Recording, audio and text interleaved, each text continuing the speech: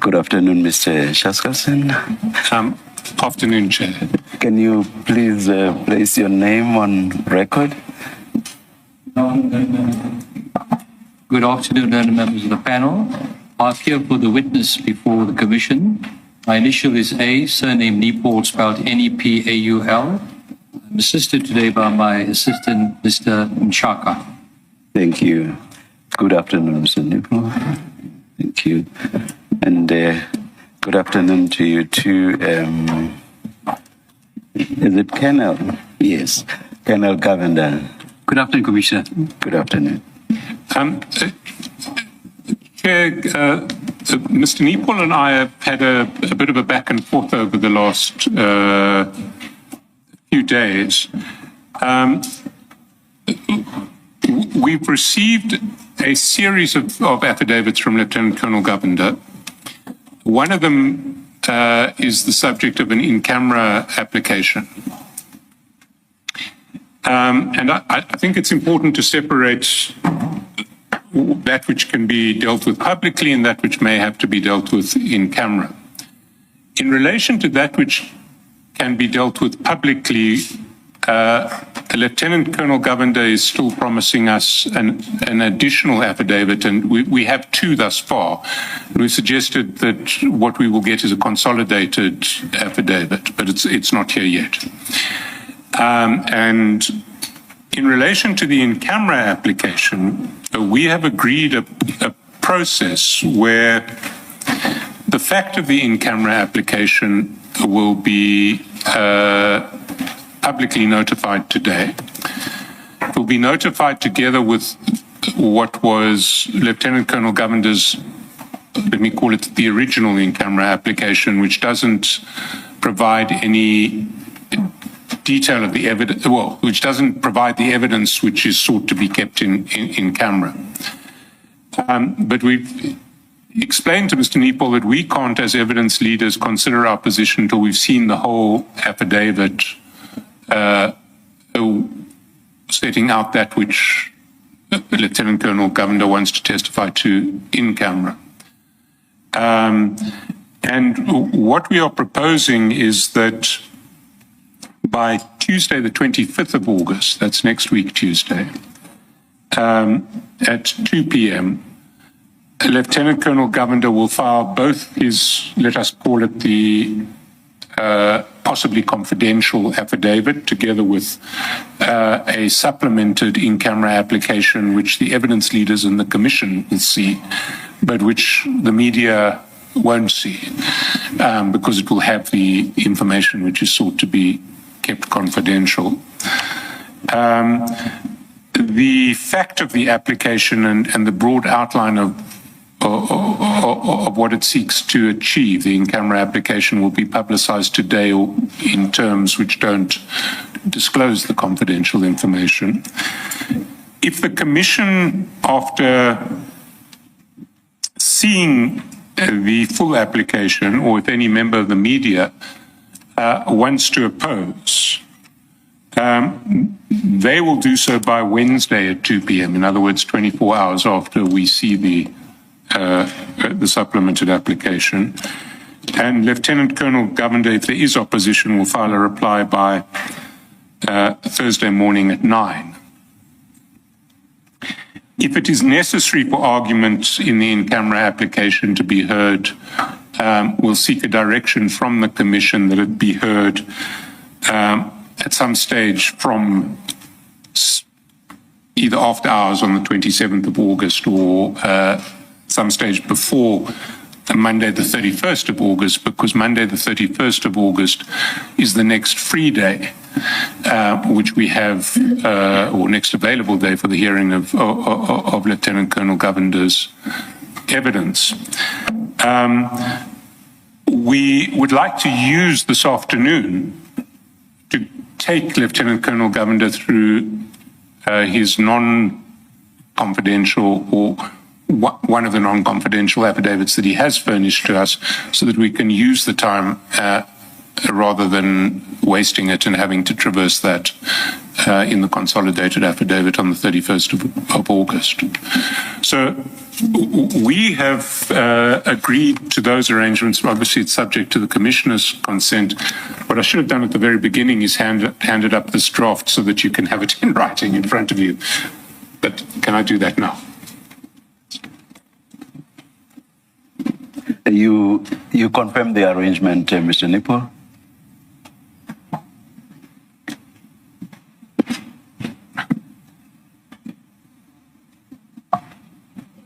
Thank you, sir.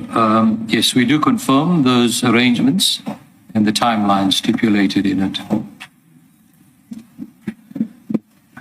May I ask you to, thank you, Mr. Nipple. May I ask you to please read it into the record, Mr. Shaskalsin? I will do so, Chair.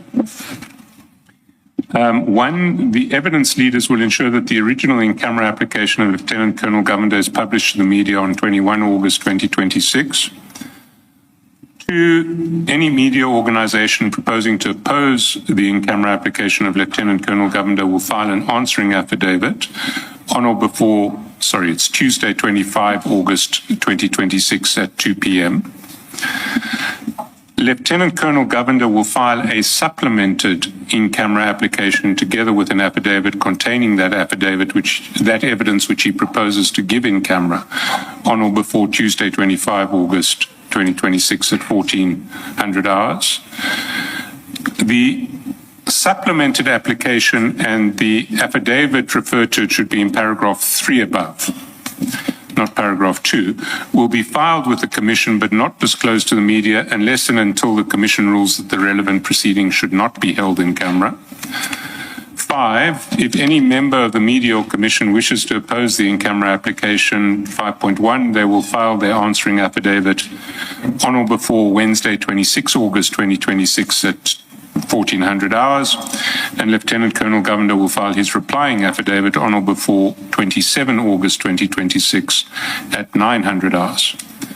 If it is necessary for argument in the in-camera application to be heard, the Commission will hear argument on or after 27 August 2026 at 1630 hours, meaning on or after 4:30 on the 27th of August.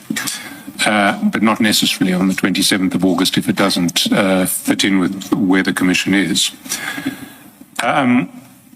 Lieutenant Colonel Govender will file his consolidated non-confidential witness statement on or before 900 hours on 28 August.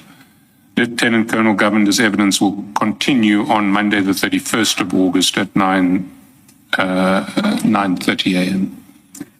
Thank you, Mr. Chuck. But can you please explain paragraph 2 and 5.1? Aren't they addressing the same subject? You're absolutely right, Chair. So,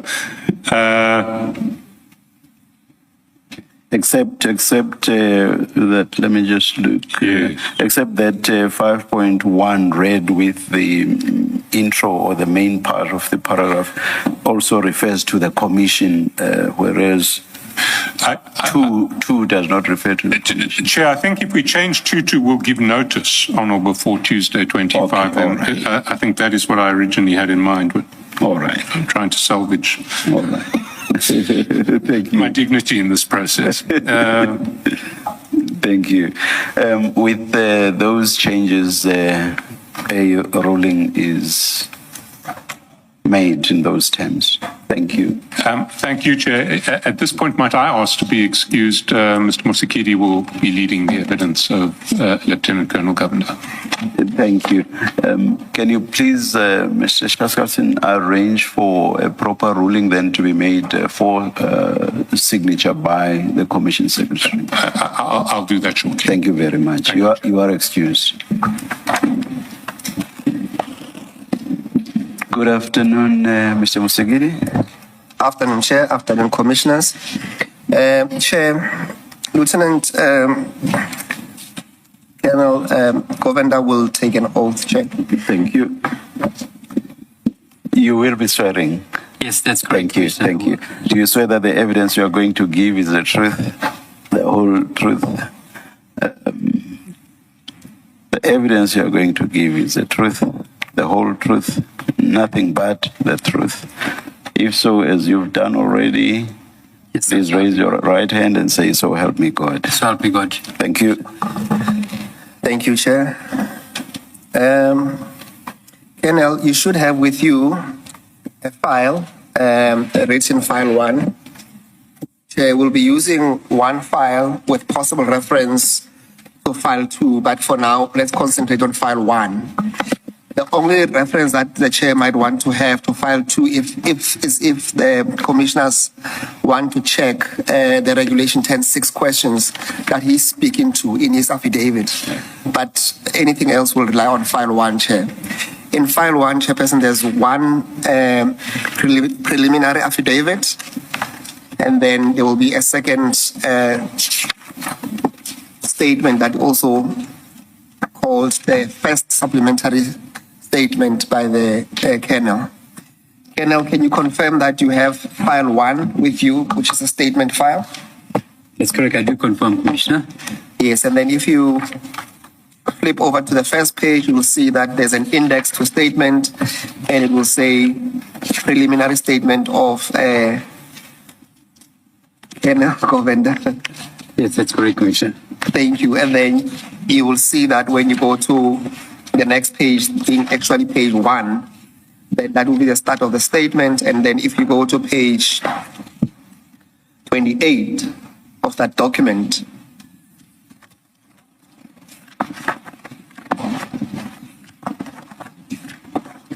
Page 28. 28, okay. Yes.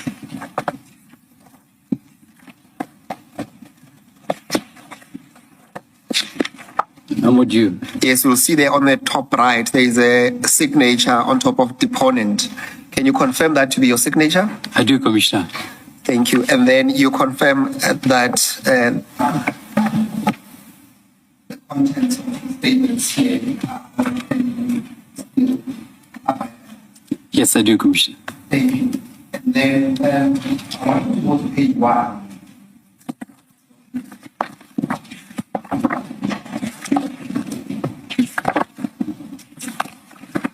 And here's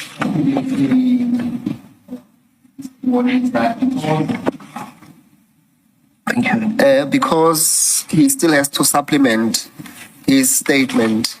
Some of the annexures are not attached. We haven't been finished with them. So some of the paragraphs will have to skip because they will not make sense without those annexures. But I will guide the witness when we get to those statements. And also, Chair, you will see that part of the first pages of the statement deals with the administrative exchanges between the attorneys, and that will not make any sense to read that into the record because we have now reached an agreement that was read into the record by Mr. Charles Carlson, Chair. Now, Colonel, I want you to start at so I want you to read your record into the name, into your name into the record, and then I want you to start reading into the record from paragraph 1, and I will stop you when you get to paragraph 4, and then I'll tell you where to go to from there. Okay, Commissioner. Thank you. Commissioner, my name is Dina Dayalan Govender. If I may spell it for the Commissioner, it's DEENADAYALAN, Govender. I do hereby make this oath and state as follows. The contents hereof are, unless otherwise stated, or where the context is clearly indicates the contrary within my personal knowledge and belief, are true and correct. I am presently a Lieutenant Colonel employed by the South African Police Services. I am attached to the DPCI. DPCI is Directorate for Priority Crime Investigation Unit, Serious Organized Crime Unit, Durban, and currently the Acting Unit Commander. I am also the head of DPCI Provincial Tracking Team in KZN. I am properly known as Dina Govender. Number 3, I deal with my appointments in a greater detail to set out in my CV and later on this affidavit. Due to the time constraints, I shall prepare a bundle and documents upon which I rely and deliver it separately as soon as possible. Thank you. Yeah, thank you. So, Chair, when you get to paragraph 4, it starts with the events of the 10th of June, 2026, and really it refers to the engagement between Colonel and this commission in preparation of his testimony, Chairperson. And from paragraph 4 to paragraph 14, can you confirm, Colonel, that deals with the engagement? Maybe you can just summarize. Can you confirm that paragraph 4 to 14 deals with your engagement to the commission? And just summarize the essence of that without going through. I confirm that, Commissioner. I had engagements with the Commission's investigators, and I reached out to the evidence leaders as well.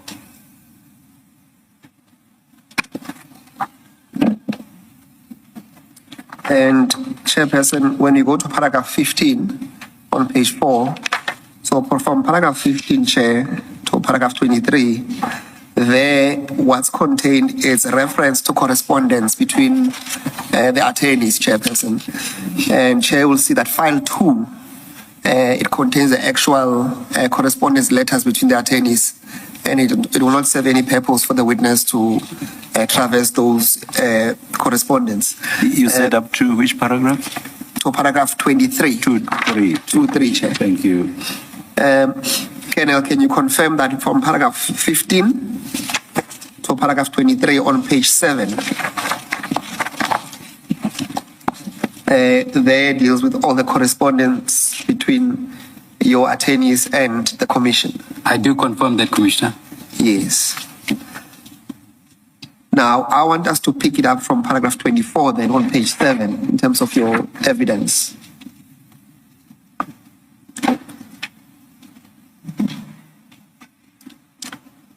May I proceed? Proceed to read into the record paragraph 24, yes. Thank you. Paragraph 24. I respectfully submit that it is in the interest of justice and for a fair, proper hearing that I be allowed the opportunity to supplement this affidavit when the latter documents become available.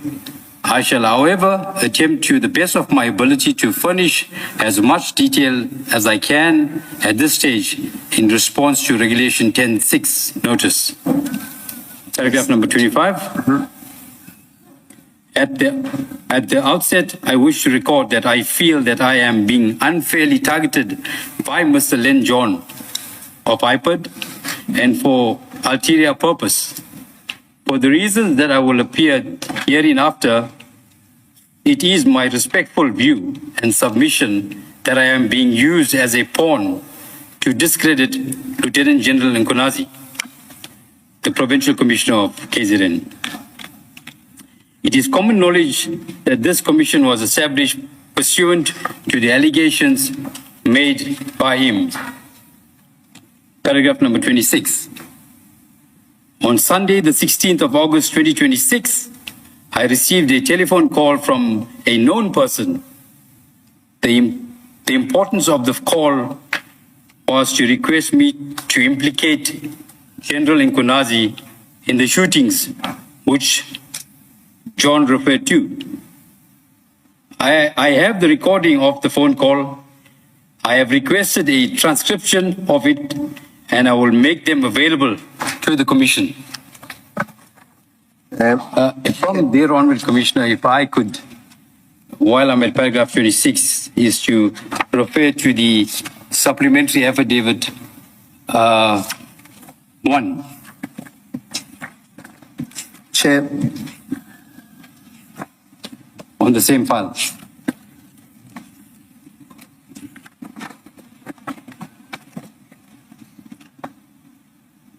Page number 2, Commissioner. Chair.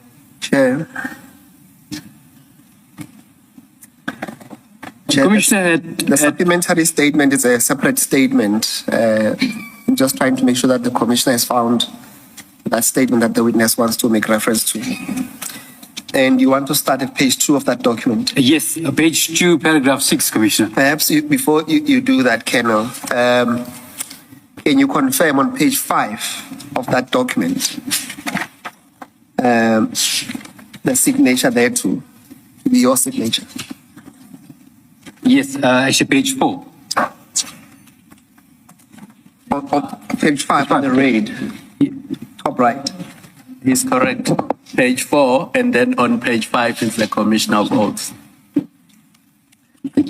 That's precise, yes, bottom right. Yes. And do you confirm that to be your signature? I do confirm the Commissioner. And you confirm that this is your statement? I do confirm the And you Commissioner. stand by the contents there too? Yes. Yes. Then you wanted to take chair to page 2 Yes. of the document. I want to take the Commissioner to chair to page 2 and paragraph number 6. And I'll proceed, Chair.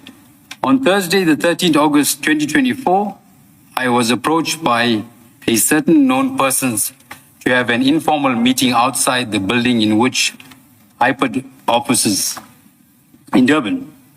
I duly did so. They told me that I should look to protect myself and not anyone else, that I should give evidence to the Commission on this basis, that I act on the instruction of Lieutenant General Mkhwanazi for the police shootings, that policemen, businessmen and drug dealers and politicians wanted me to throw him under the bus. I was threatened with being arrested for 172 cases and bail denied and being poisoned. He telephoned the Minister of Police, Minister Senzo Nkunu, in my presence. He also told me that he is very close to John from IPOD. Paragraph number 7. Colonel, before you go to paragraph 7, can you give us the name of the person that called you on the 13th? Yes, the person that approached me, Commissioner, his name is Mabuso. Can you give us a full name, Colonel? I can give you his full name. It's Mabuso Tandani.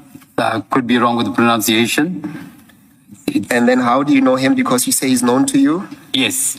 Commissioner, I've known him for a few years, and I've known him to be close to Minister Senzo Nkunu.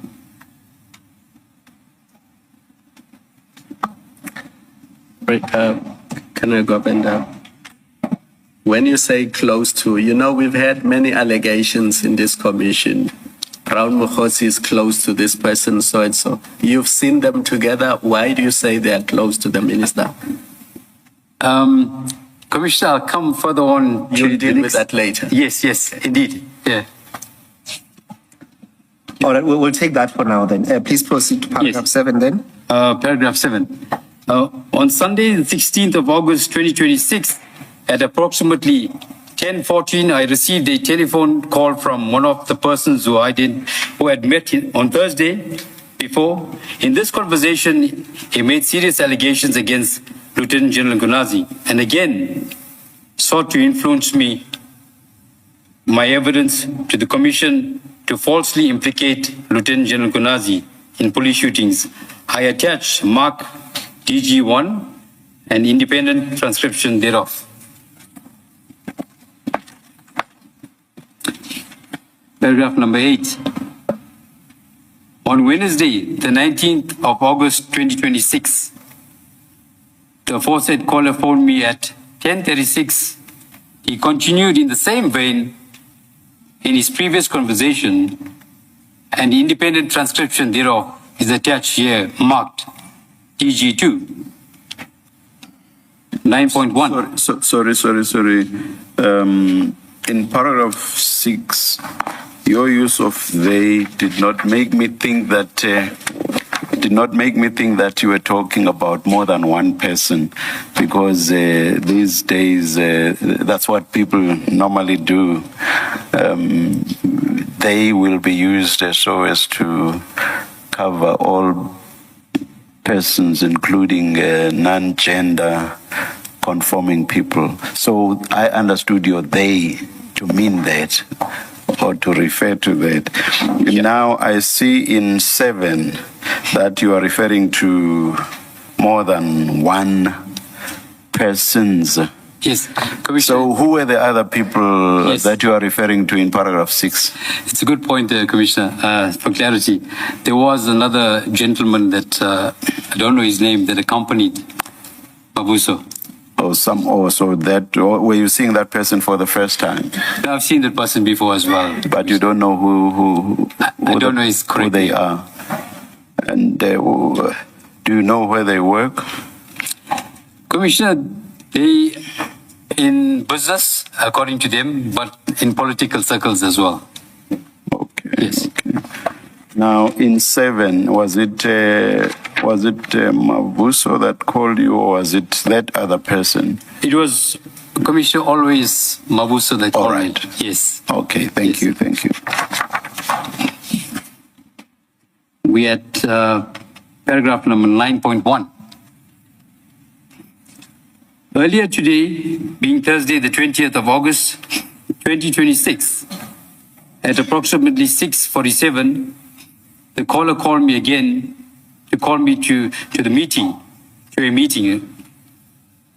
I attended. The caller was in company of another person, and I'll refer, as Commissioner said, to the same person that he always accompanied with. The meeting lasted approximately 1 hour and 20 minutes. In this meeting, the caller continued to persuade me in line of what I have described herein above. In order to convince me, he made a phone call to Minister Mkhwanazi. The Minister of Police who spoke to me, I recognized the Minister's voice as I had other occasions spoken to him. 9.2. The Minister inter alia asked how I was, told me that this is a very nice country. We must not let anyone ruin this country. He comes from the struggle. This reminds him of the apartheid days. I should tell the Commission that I'm getting instructions from Lieutenant General Mkhwanazi for the police shootings. 9.3. The caller called me at 15:54 today. Told me inter alia Sorry, that Colonel, today would have been the 20th yes, that's correct. of August. That would have been the Yes. same day. Yeah. The caller called me at 13:54 today and told me inter alia that Lieutenant General Mkhwanazi's contract would be terminated as it was not awarded properly and things are going to be bad. Attached hereof marked EG3 as an independent transcript thereof. Paragraph 10. Colonel, the meeting in paragraph 9.1, where was that?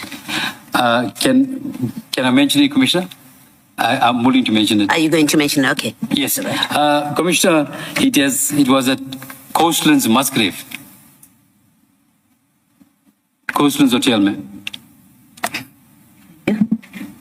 Just clarify, Colonel, how did the last part of 9.2, you say the minister said to you, you should tell the commission that you are getting instructions from General Mkhwanazi regarding police shootings. That's so correct. how did your conversation with the minister end? Commissioner, there is a recording that will be played. But in this conversation, Commissioner, what happens is I'm respectful towards the minister. So he speaks to me for a lengthy period, and that can be transcribed here as well. It's good here. And I listened to him, and in there he asked whether I have kids. I said, yes, I got 2 kids. Do I live in 2 countries? No, I live in 1 country, South Africa. That's our conversation, and towards the latter part, he ended off with that. What I'm getting at is, did you agree to do as he said, or you just kept quiet and said bye-bye? So how did it end, the conversation? I said yes. I said yes, Commissioner. You say a transcription of that call, the call referred to in 9.1, may be played. Did I understand you correctly? Yes, Commissioner. How would you lay your hands on that? Or how did you, because it was the other person calling the minister, so it's on their phone, not yours. How did Yeah. You come to have a transcript of that. So what had happened, the meeting I had recorded between myself and the Mabuso and the second person. Okay. But that call was made from Mabuso's phone that he always called me on. And when he spoke to the minister, you could hear before that he spoke in Zulu. And if I could recall correctly, he said, no, I'm Saba, I'm scared. And he thinks that It was he who was scared. me. Oh, He's referring he to said me. you were scared. Yes, he's telling the minister that I'm scared. Okay. Saba. And he said to me that I'm under the impression that Slansa, which is General Mkhwanazi, is close to the number one, which is the president. So, and then he thereafter passed his phone to me, where I spoke to the minister, but it wasn't on loudspeaker.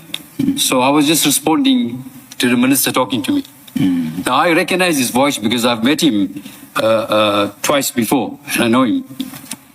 So what the transcript would show is what you said, not what the minister No, it don't show what the minister said. Okay. It's what I said. My response, Commissioner. Okay. Yes. All right. Okay. Does the recording carry his voice? No, Commissioner, because it was not on loudspeaker from Mabuso's phone. I didn't want to tell him put in loudspeaker. It would have become suspicious then. Okay. Because it was in a sort of a restaurant and people were around us, a bit of noise. Some of the recordings are extremely clear and some were in places like, example, outside iPod was a bit noise of the cars. For example, this here was a restaurant and you could hear people close to the kitchen making noise. And No, you could thank hear, you. I am can hear. answered. Thank you. Yes.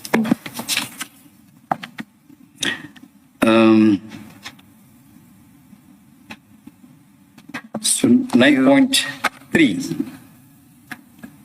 So I finished the number 10, paragraph 10, Commissioner. May I proceed? Yes. I have retained an audio recording of the phone calls received from the 16th of August 2026 and the meeting of earlier today. I wish to give evidence about these calls, the meeting and the meeting. Play these recordings to the Commission. Well, there's some typographical errors. I have obtained an independent transcription from Sneller recordings of the content of the phone calls to me on the 16th of August 2026 at 10:14, 19th of August 2026 at 10:56, which I attach here to mark DG1 and DG2 respectfully. I have requested for an independent transcription of the meeting held earlier today and the other recordings. I will make those audio recordings and transcriptions available to the Commission and evidence leaders. I am also attempting to ascertain video surveillance footage of the meeting held earlier today. I will also make such evidence available, which I did, Commissioner. It came through today.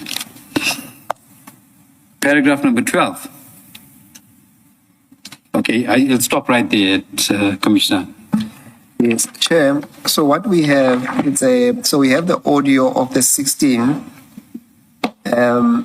That's DG1 and the one on 19th, DG2. Those have been transcribed. We have tried to reach an agreement with the Kenya that we can at least play one of them. I think the shortest is 4 minutes that we can play. Alternatively, we can just go through the transcript. But I'm in the chair's hands, what the chair prefers, which will be more efficient. My first prize will be to do the audio, Chair. The 4-minute one. The 4-minute Okay, one. let's do that. Thank you, Chair.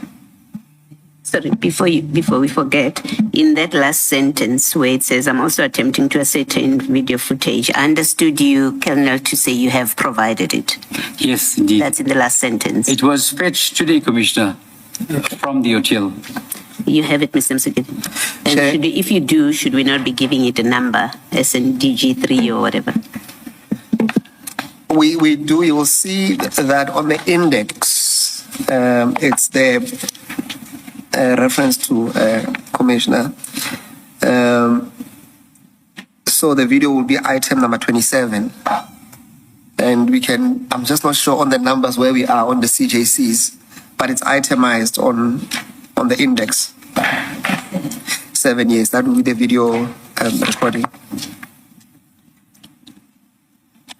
So that's on the supplementary statement.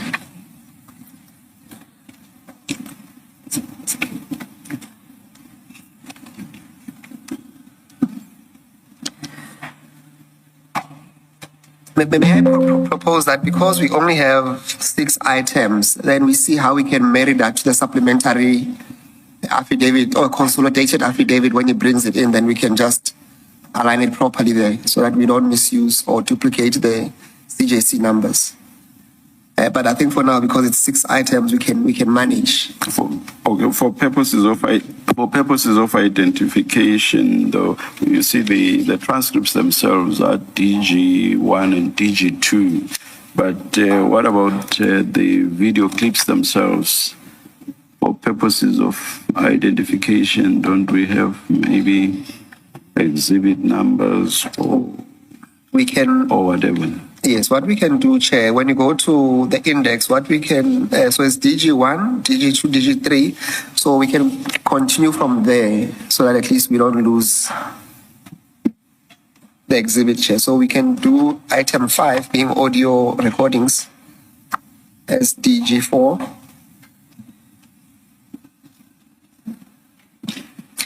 So these are annexures, Chair, to his statement.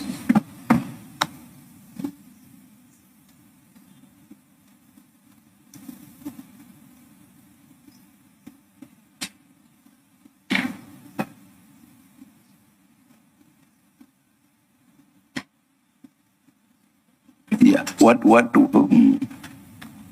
Okay.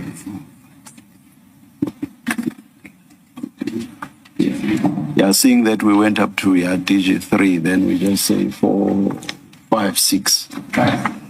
Thank you, Chair. That will make sense. And then when the consolidated affidavit comes, we can deal with it in terms of the CJCs, Chair.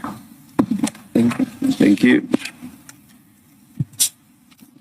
Then you play your first one. Thank you, Chair.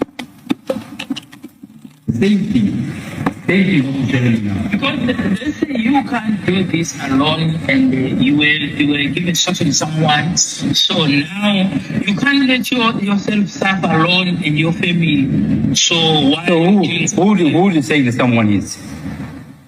Sorry. Who is saying that someone is? Instruction.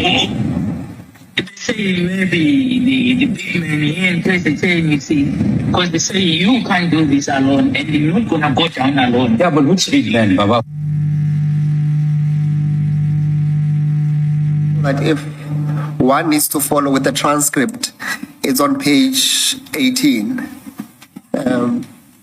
You will see that it just mentioned unidentified male. Okay, Colonel, this big man. Is that correct, Colonel? Is that where we are? That's great. Thank you, Chair. Oh, which 18? I'm looking at 7. I'm looking at 7. Yes, Chair. Sorry, my apologies. 7. Yes. Yeah, okay. Thank you. Sorry, the recording, Commissioner, you were saying it's 18, page 18. 7. Oh, page 7, yes. Yes, yes. No, no, it's going to 7. Yes. Talking about.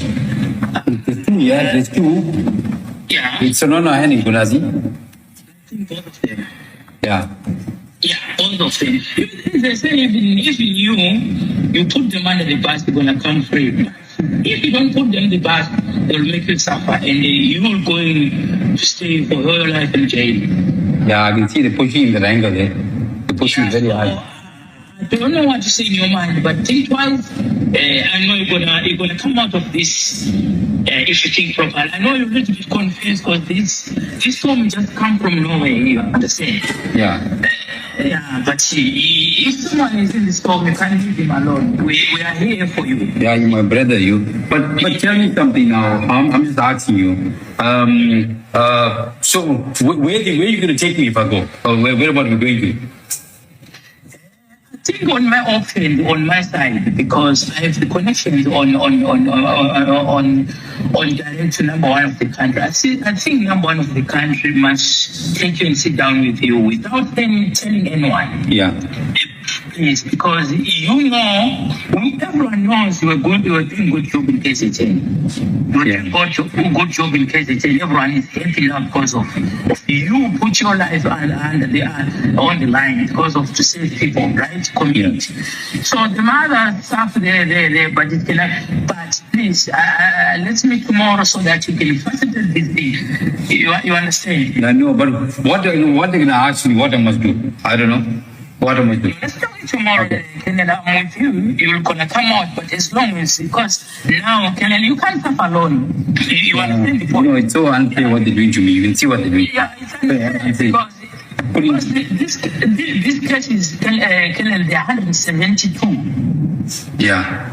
So 172, each case is life sentence. Each case is life sentence. No. So they're gonna make you serve and they're gonna block the bail for you or even the wherever. But you can't go alone because we know who you are. Yeah. You understand? President has got a peace right now because of you. Yeah. Yes. So you mustn't just treat me like you are like anyone. You understand my point? You know, I've never done anyone anything. And you know what? Everything I help people. But for what they're doing now and trying to set me up, it's sad. It's hard so, brother. It's hard so. That's why I say I'm with you. As long as you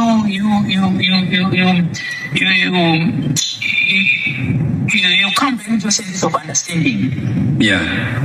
Because I know you are going through a lot and you are frustrated and there's a lot of things keep coming out, see.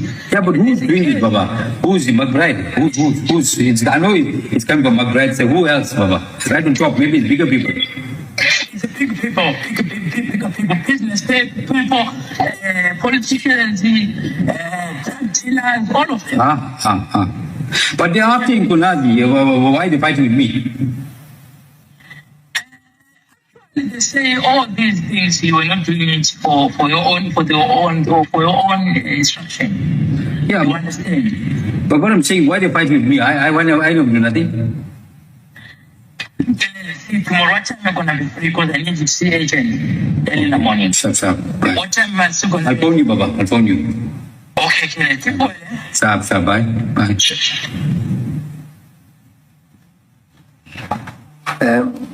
Thank you, Jay. And then you'll see that on page 12, it's the next transcript of the conversation of the 18th.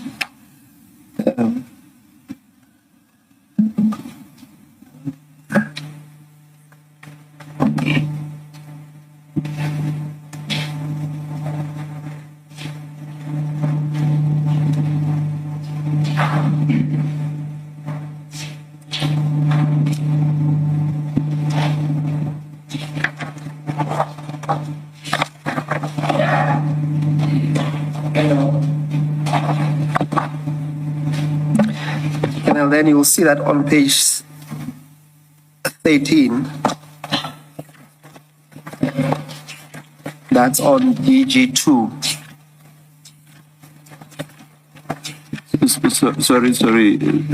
Sorry, Colonel. The recording that we just listened to, who is speaking there? That's Commissioner Mabusu. He's speaking to myself. Okay.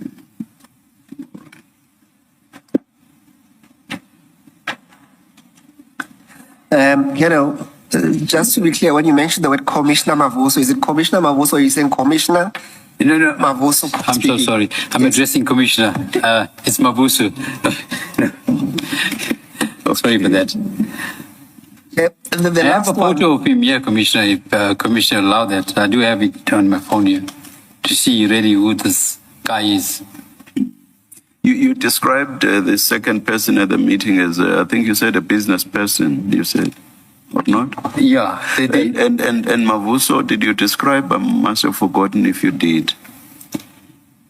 Yeah, Mabu. I'm using the first name, I'm sorry, which may be disrespectful because I did not quite catch the surname. But what does he do? Commissioner, Ndandani or Ndandane? so let me put it in this terms, Commissioner. Mr. Ndandani, what Yes. does he do? So they are sort of political runners in terms of business contracts. Running around fixing. They call the fixers. They'll fix any problem up. Okay. So that's my understanding of them. Okay. They're always together, the two guys. So there is this footage that we have, which Commissioner will view at some stage, where we're sitting together with both of them and myself. Thank you. Yes, Ms. It seems to me that it's quicker to run through the transcript with the audio in the background.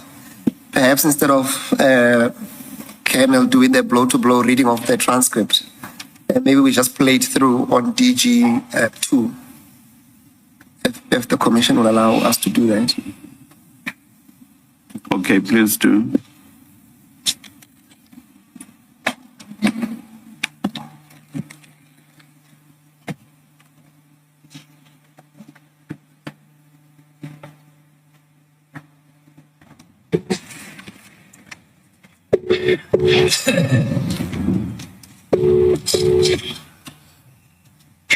Hey, Butcha, sorry man, I'm in provincial office for the meeting. Hey, I was tired, but I finished up late last night, 1 o'clock, 1:30 in the morning. I came back early morning to work this morning. So you come tomorrow, right? I'm not too sure what's going on. I think maybe tomorrow, maybe Friday. Oh, okay. You are not alone. You are together, Kenel. Hey, I'm worried, Baba. Okay, I'm telling you. Your problem is my problems. The good news is we know what we're doing. And our province is safe because of you. You're putting your life on the line. Yes, somewhere, somehow, but we know actually the good job we've done for this province. But Baba, these guys gonna keep attacking me. How are we gonna fix this problem? They keep attacking me for what? How are we They gonna want you to expose big people. Yeah, but what can I say? Well, I mean, why they doing They that? say they say you are not doing this alone. There's instruction. There's what's happening in the morning. There's people you report to. Yeah, but like, I don't know who are reporting. That's the problem. I keep asking you that over and over. They got the wrong perception. Yes, you report to Sinona or to PC. So I think if you report to Sinona report to PC. So both of them, there must be account. So you will become a state witness. Hey, Baba, my head is spinning, Baba. My head is spinning. No, this thing is. But why the after the big man PC so much like that? That man is doing his graft. Why they hate him so much? Mkhwanazi. They don't like him because he's always honest, same as like you. Yes. Yeah, so they want you to put him under the bus, and also Sinona. Yes. Yeah. But that man is no more here now. He's gone now. He bought his discharge. He's gone. He's sitting somewhere in a farm, in a flat Indian farm. Yeah, but you must account.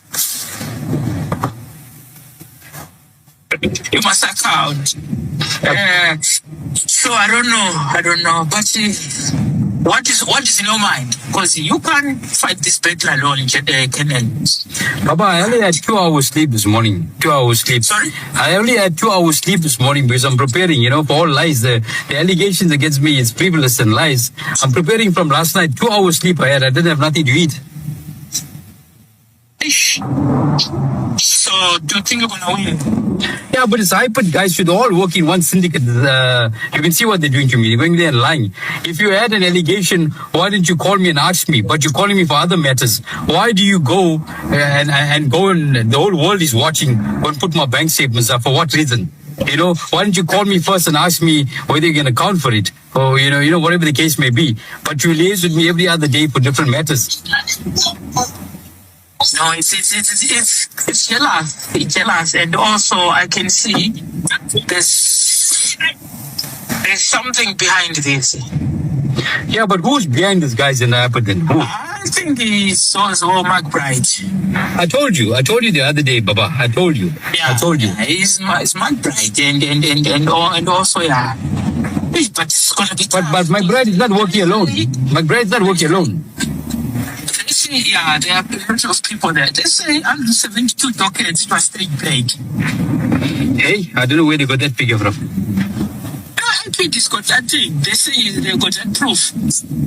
Yeah, but if you got the proof, then why don't you come and arrest me? Why is going and put it in the national television? You know, you're going to the commission and you're going then. How? These are old matters, Baba. It's not new matters. Yeah, it's old matters. The old matters. Yeah.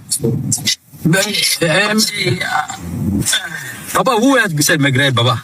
I think there's some other drug dealing politicians as well.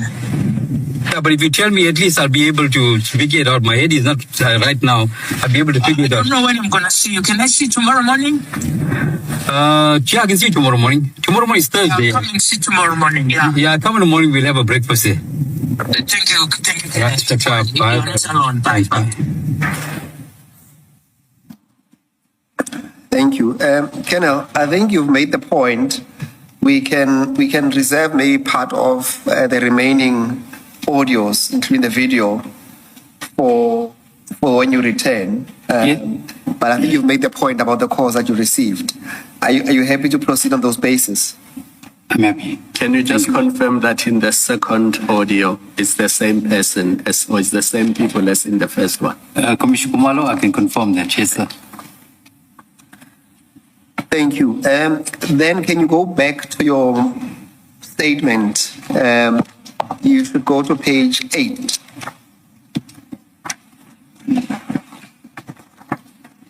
And then you pick it up at paragraph 27 on top. Yes, indeed. Thank you. I have also ascertained that during 2013, John had requested the State Security Agency to reject General Mkhwanazi being granted the top secret clearance.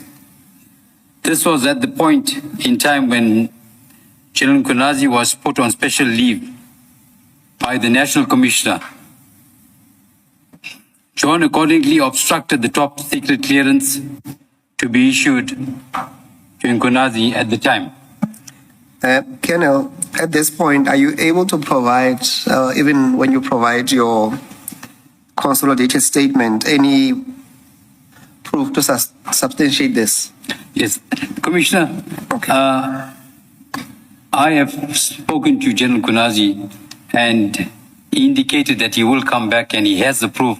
There was some sort of letter or email that was sent for the very same John to the state security agencies, and he happened to be the only lieutenant general at the time that never got the top secret clearance because of John.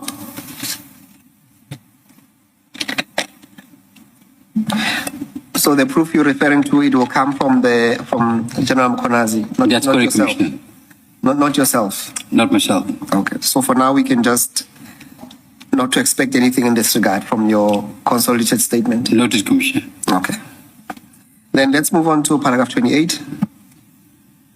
John has failed to entrust the Commission with the information regarding the number of task teams and their activities in KZN region, namely the eThekwini District Task Team, which reports to Major General Keswa, the eThekwini Infrastructure Task Team. Sorry, Colonel. Maybe as you go along, if you could just say what each task team deals with, because the second one you do say it's clear it's an infrastructure task team, but the others it's not apparent what they're all about. And then perhaps while you do that, can you just explain when you say fail to entrust? Yes. What do you mean by that? Yes, Commissioner, let me give some clarity there. So when Mr. John came to the Commission, he only spoke about 3 task teams. And even if you look at this page 8, I've got 1, 2, 3, 4, 5, 6. There's much more than 6 task teams in KZN. And as Commissioner Bolo indicated, I'll go slowly through each one and explain so we understand. Sorry I'm going so fast, I'll go slowly, Commissioner Bolo, as well. 28.1, the eThekwini District Task Team, which reports to Major General Keswa. Now, this team, it falls under the district commissioner. So maybe I could go back first to give you a better understanding. None of any teams fall directly under General Mkhwanazi. So, and I'll highlight it as I'm going past. So 28.1, a Tikweni district task team, which reports to Major General Keswa. This team is set up to address infrastructure. It also deals with violent crime. Those teams are also involved in shootings. 28.2, the Tikweni, sorry, the first one was the district task team. I'm sorry for that, Commissioner. That was not. So the district task team is doing exactly what the provincial tracing team is doing. So they just called district task team falling under the district of Tikweni. So they trace serious and violent crime suspects, police murder suspects, house robbery suspects, trio crimes, and they're quite often in contact shootings as well. And Mr. John very well know that he's got all these matters at his unit, from these very same unit, but he doesn't talk about it. 28.2, the Tikweni Infrastructure Task Team, have spoken about it. It also falls under General Keswa. And they're also doing the similar job and also involved in shootings. And those matters are dealt with at IPOD itself. Then we have the Inanda task team, which reports to Brigadier Keith and General Keswa. Now, this team is highly active than most teams. And Mr. John has maybe 4 or 5 times more dockets than the 3 teams he mentioned and mentioned to the Commission in terms of shootings. They deal with the greater part of Inanda and surroundings, which is extremely volatile, and violent suspects, often hiding there. King Slaswayo task team, that's Commissioner around far north, in Pangeni, doing the similar job, set up what the other task teams are doing as well, and also involved in contact shootings, engagements with suspects. The Tikweni Metro Police Task Team, which reports to Commissioner Nkunu at the Tikweni Metro Police, and some of these teams are integrated with the other above-mentioned task teams, including my task team. And quite often, they are also involved in many shootings, which Mr. John himself and his team is carrying those investigations. Doesn't talk about it. The Amajuba task team, which reports to General Alexandra, and that none of the above task teams report to General Mkhwanazi, I mention again. And there again, those teams are also involved in police shootings. But what I'm trying to draw here and explain, Commissioners, is that John has specifically targeted the tracing team, which I command, the team of Pedro Rodriguez. Now, I want to give an understanding who's Pedro Rodriguez. Commissioner, this policeman is one of the bravest policemen you'll ever get. I don't know how many times he's been shot. Now, I'll give Commissioner an example. He was conducting a cash and transit operation around about 2019, and he was accompanied by a special task force member. There were many task force members, and there was a cash and transit that's going to happen towards Longoma. Now, they had the information on hand, and the commander of the team, Carl van der Pfeiffer, the late Carl van der Pfeiffer, was ambushed in that operation, not far from the tactical members, and subsequently fatally wounded. In that vehicle was a female who will bear testimony, and she's living today, that they shot her and she played that she was dead. And they didn't fire more shots, she's alive. That shooting was gruesome. Pedro was there. There's another shooting that I can talk about. This is the longest shooting, Commissioners, in history. 4 hours and 24 minutes. non-stop. I was there in the shooting. I was investigating the docket where they had killed the police murder suspect. And we in turn had information they had gone to escort. And there was a full load of Kumbi with heavily armed guys with rifles and ammunition. And this fight ended up into the mountains. And I would tell you, this was a long fight, and Rodriguez was there as well. A task force member got shot as well there. Mr. John doesn't speak about all the policemen being shot. He just say no one's got shot when he came here.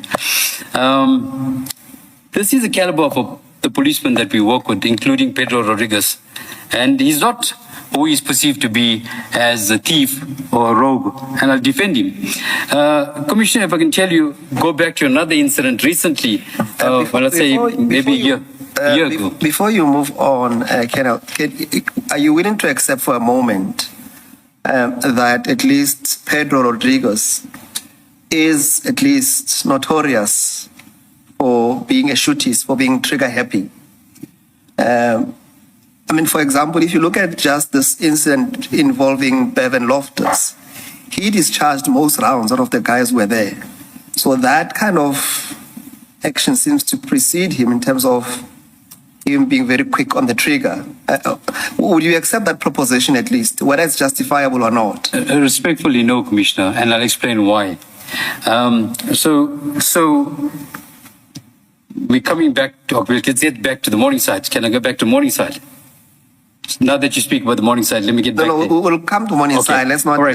Let's stay on the track. We'll come back to Morningside. I just mentioned that just to deal with. Okay, please answer the question in whichever manner you see fit. All right. And if you are, I think in fairness, Mr. Musigidi, if he thinks he can address your question by referring to Morningside, he should do so.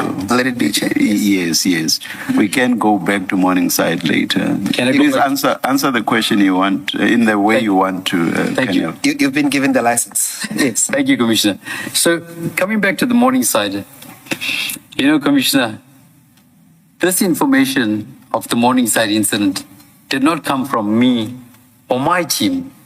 And later we'll refer in documents to show that this anti-gang task team, how it was set up, and none of my members or myself shot there. But this information came from Pietermaritzburg, Directed for Priority Crime Investigation Unit, Constable Matt and Colonel Nelson Naika. The information relating to the Morningside, and we'll get there now. There was an informer claim put there as well. I don't know who's the informer, but it was paid out. Are you at some point going to focus on the shooting? Because I think Yes, I'm getting there. all right. Because the focus of the question is about. I just want to give the Commissioner a small overview. All right, okay. Small overview. All right. So there's two claims put, crime intelligence gather information as well. Now, there was a build-up before this shooting, Commissioner. The focus was not Bevan Loftus and others. The information on hand they were working on was a triple murder that was in Green Park case where a couple and a 9-year-old child were shot dead. So that vehicle that was used there was somehow flagged with the sniper cameras, information gathered. Subsequent to that, on the vehicle was coming down the M13, and the police members that were there with Pedro Rodriguez and the other members stopped that vehicle. And in that vehicle, there was a guy called Ayanda Nzumela. In that vehicle was an AR-15, which was taken in a business robbery in Eastern Cape. After that, he had pointed out his premises in Hillcrest, where there was an R4 taken from the military. Sorry, Colonel. I have no idea whether Officer Rodriguez will be called. Do you know, Mr. Musigidi? Chair, not at this present moment. We don't have him lined up. I'm raising that because perhaps it would be better to traverse this question with him. I think we are spending a lot of time on this now.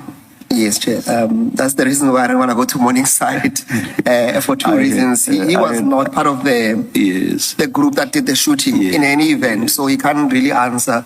And the proposition really to him was a factual account that when the ballistics were done is that he did shoot. And in his own statement, it did indicate that he shot most shots. But maybe let's not get lost. Why don't we just not ask the direct question, and then the conclusion about being trigger happy and so on should be a matter of inference. Do you know or don't you know, Colonel, whether Officer Rodriguez fired the most shots compared to other officers who were part of the operation? Do you know or don't you know?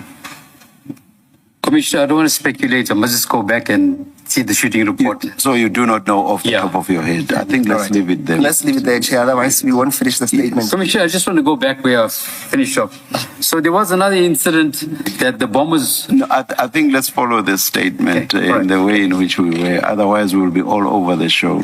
Yeah.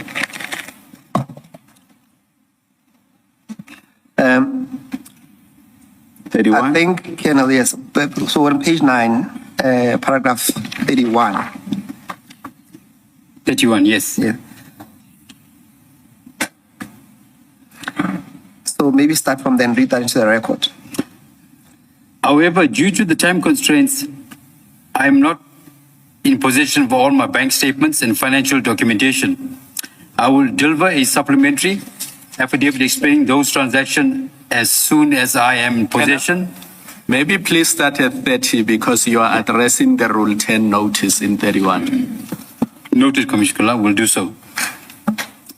Furthermore, I was surprised to hear that John's evidence at the Commission, when it was televised regarding the financial affairs of my wife and I in regard to the acquisition of our property and deposits made into various accounts.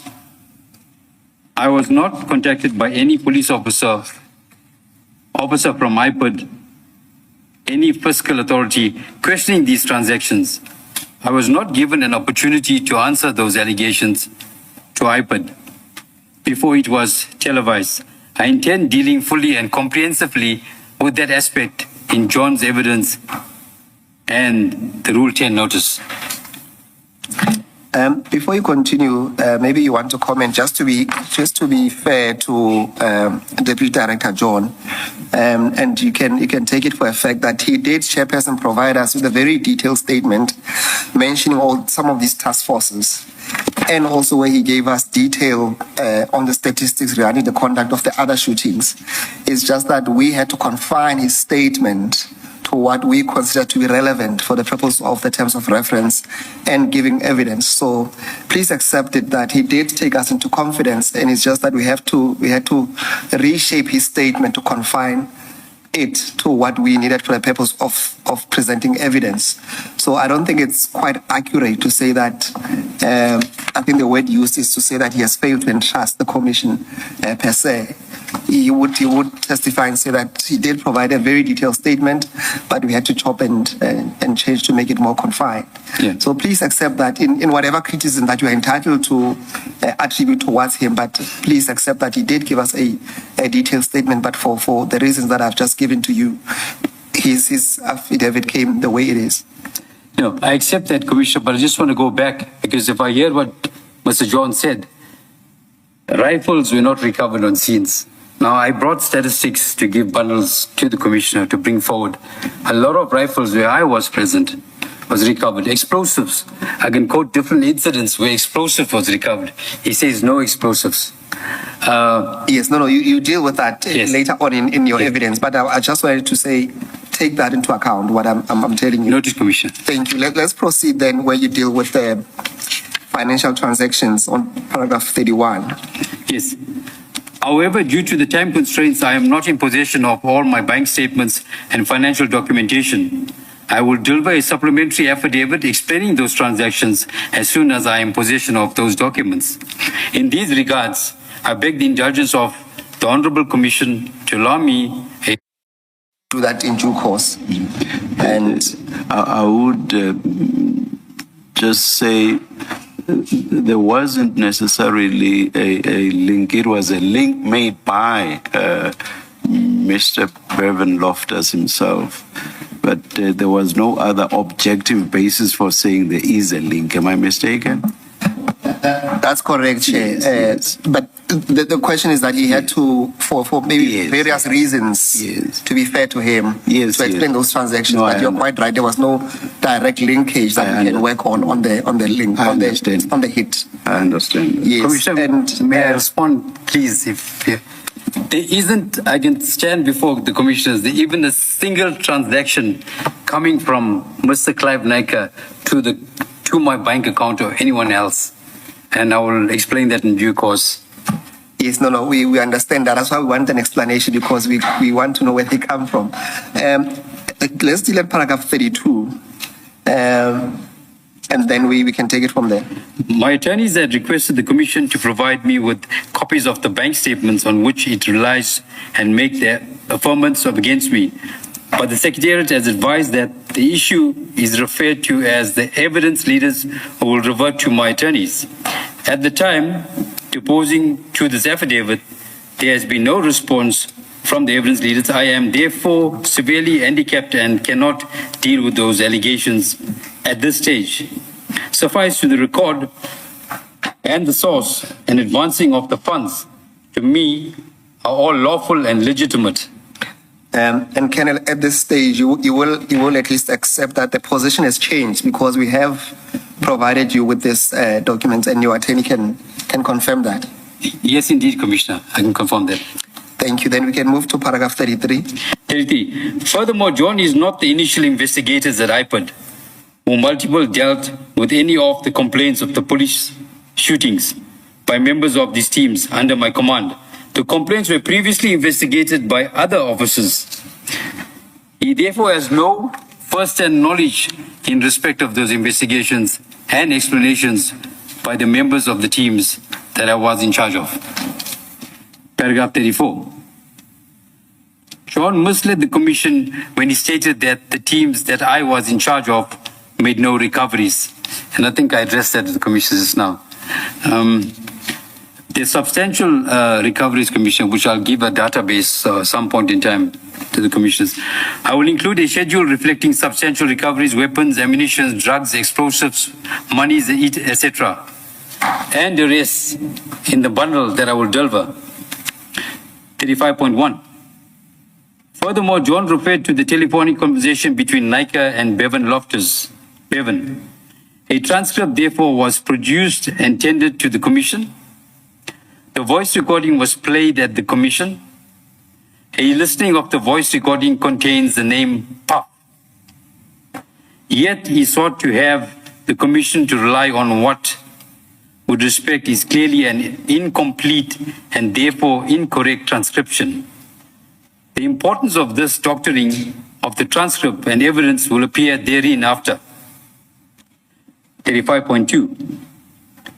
My attorneys have secured an independent transcription of recordings, which was televised after being flighted in the evidence before the Commission. The independent transcription was done by Sneller Recordings. In it, the late Bevan is yet to have also said, as part of his utterances, "You and Puff." Referring to the Naika and Puff, it bears mentioning that some 2 days after that phone call by Bevan, employees of Naika operating a tow truck, which were shot during March 2023, Kalicharan Puff, his wife and his child were shot and killed, and Bevan was identified as one of the shotters.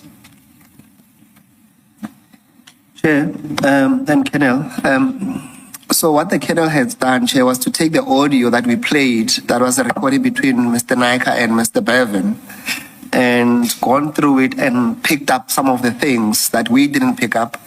And he has done his own transcription.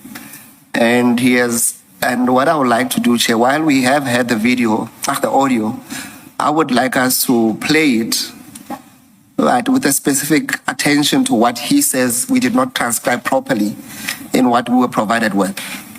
And then he can tell the Commission the relevance of that part that he says is important to his testimony, Chair.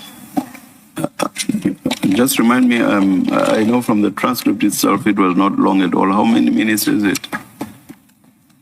Do you remember? It's less than 2 minutes, Chair, if I remember well.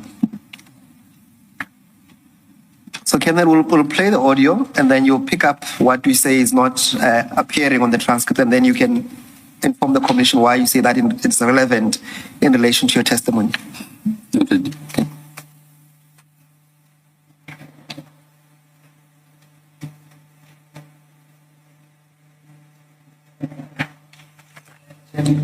Yeah, before we play it, I've been corrected to say that it is not the commission that transcribed that audio. It is what we received from Mr. Gregory Loftus, being the father chair. So I thought so. Yes, Chair. Thank you, Chair. Hello, sir.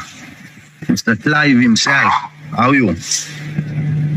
Yeah, who's it? Like a lot of money, 2.5 on my head now, eh? Yeah, how you can phone Dane? How you can phone Dane to tell Dane to set me up? Yeah. Me, I never ever fought with you. I got no problem with you, but look like you after me. You feign dinner, governor, you feign all the carols, you and Puff to do all these things to me. I never had nothing to do with you. I never minded your business. I got no fluff with you. But Bali, you went out of your way to do all these things to me. You wanna kill me and all. What kind? Bali, where's the numbers?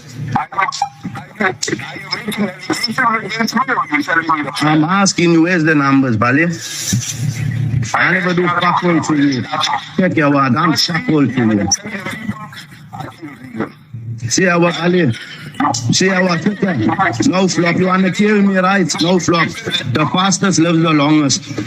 Right? Laka.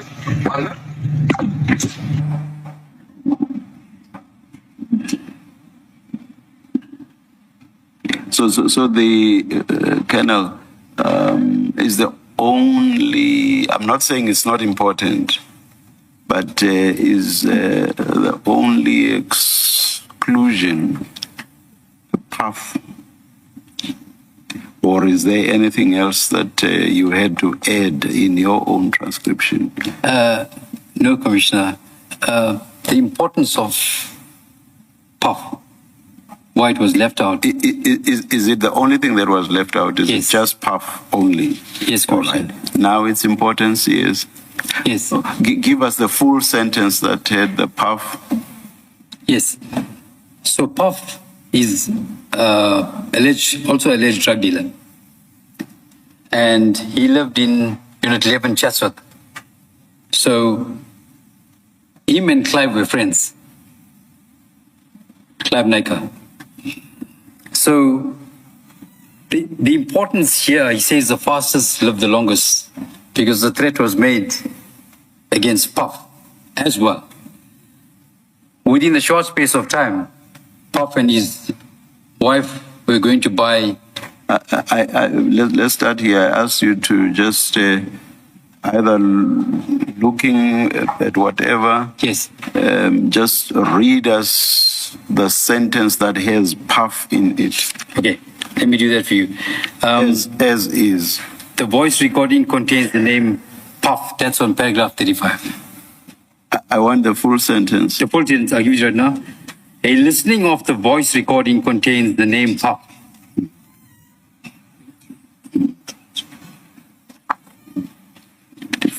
It's line 4.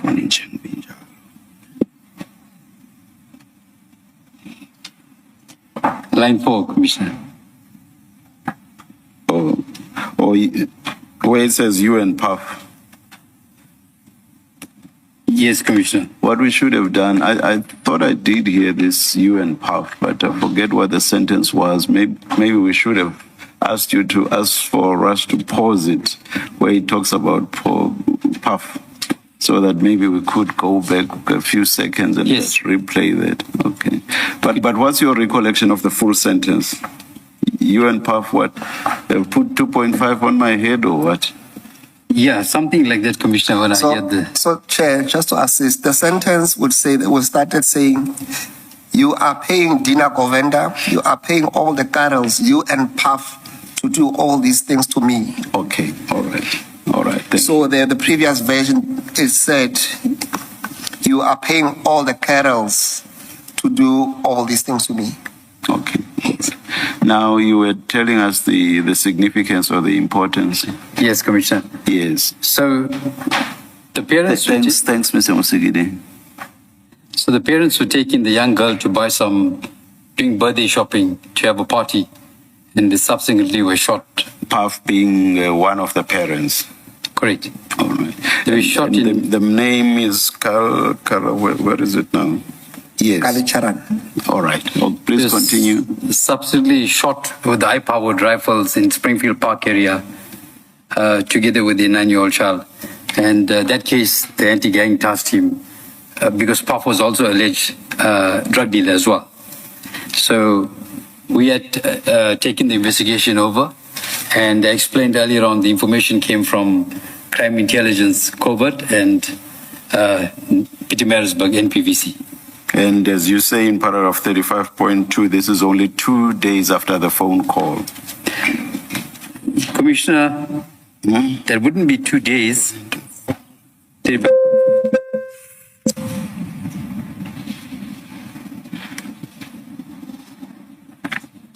Is Commissioner referring to 35.2. No. I see the 2 days is referring to another incident. That's another incident of, Okay. All right. of another tow truck, Roadstar. All right. Okay. Yes. All right.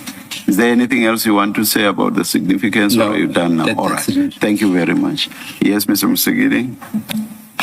And then you proceed, then let's go to page 11, where you deal with ad seritem to the parts of the aforesaid notice to the best of your recollection. You will see on top it says at paragraph 2.1. Yes. Can you pick it up from there?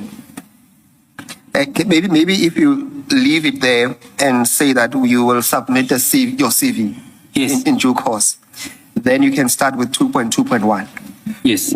So what we usually prefer is to have the question itself read and then the answer, because otherwise the response will be out of context, or we won't understand what there is. I accept that, Yes. hence I said file 2. Oh. But the way they have answered, Chair, it does give context to what he speaks to.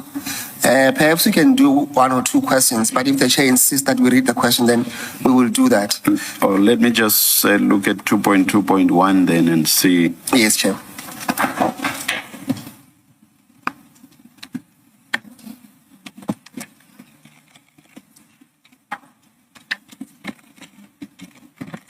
So, okay.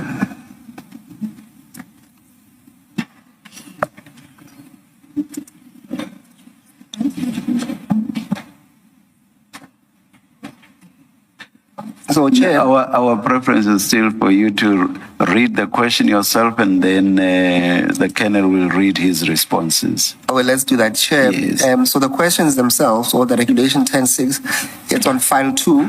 Okay. And it will be item 2, Chair.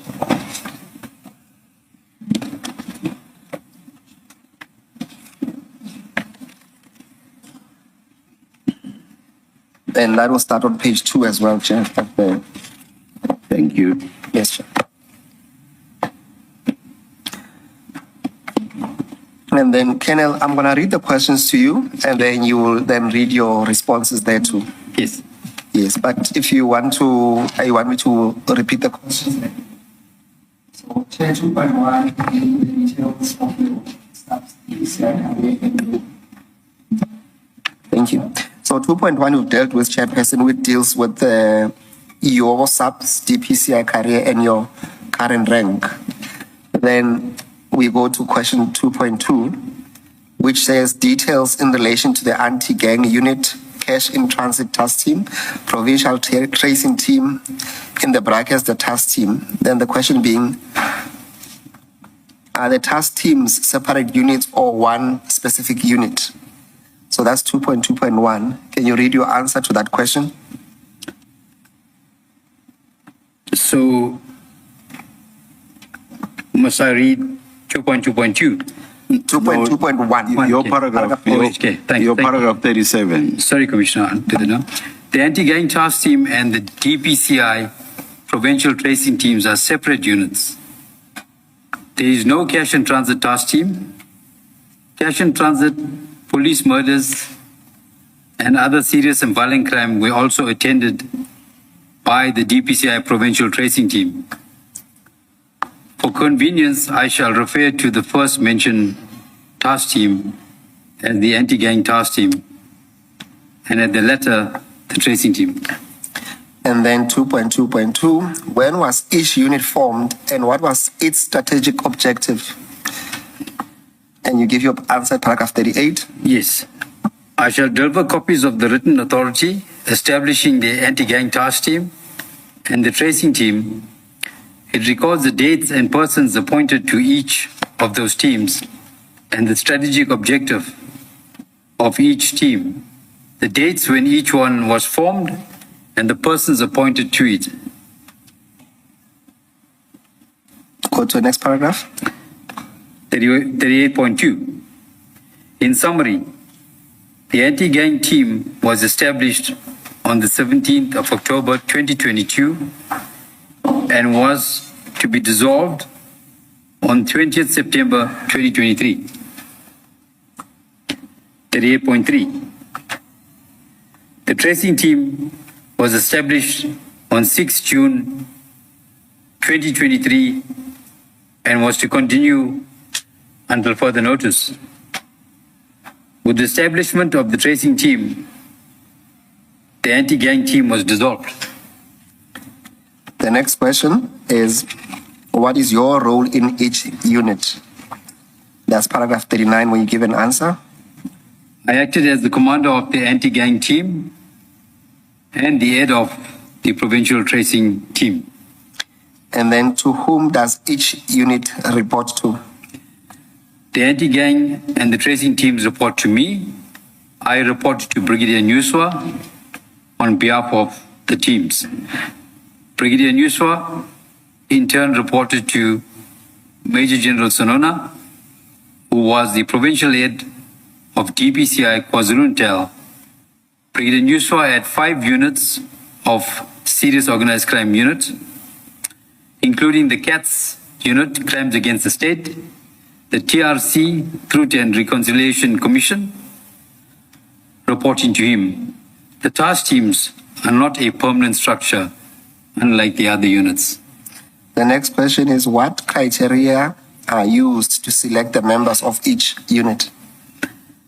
The proposal to establish the anti-gang was made by the provincial head of organized crime investigations, KwaZulu-Natal, namely Brigadier P.T. Mbele. He therefore identified the members of the anti-gang team that he wanted to serve in it. Upon approval of the recommendation, a call-up notice was issued on the 17th of October 2022 for members to report to the anti-gang team. Please proceed. 42.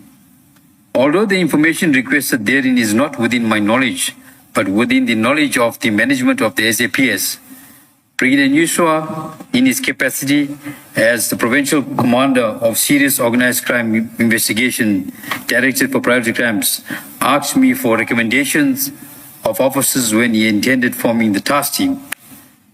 I made recommendations on inter alia expertise in investigation, tactical penetrations, K9 expertise, tactical response, crime intelligence, analytical monitoring, sniper cameras, and profiling. He also recommended certain officers from his section. Colonel, question 2.2.5 and your response there. These 2 units, so the anti-gang unit and the tracing teams, are they subs or DPCI? What are they? Commissioner, it's a good question. Those are integrated teams. They're integrated? Yes. So they comprise both subs and DPCI? Correct, from the provincial commissioner and from the provincial head at the time, which was General Sonona. Now, do members of the Metro Police form part of any of these units? That's correct, Commissioner. Later on, we'll explain as we go along of the the tracing team, how they incorporated with different role players and external role players as well, how we incorporate them and what purpose. But all of them reported directly to you and you reported to Brigadier Nyuso. That's correct, Commissioner Mala. Colonel, just while we are there, let me take advantage of this. Pedro Rodriguez, where would he fall? He would fall under the Durban K9 unit. And in terms He of was not part of both teams, the tracing team or the anti-gang task team. So he's not part of it. No, Commissioner. Okay, let's continue. We'll pick it up later then. Go to paragraph 43. I'm with you, Commissioner.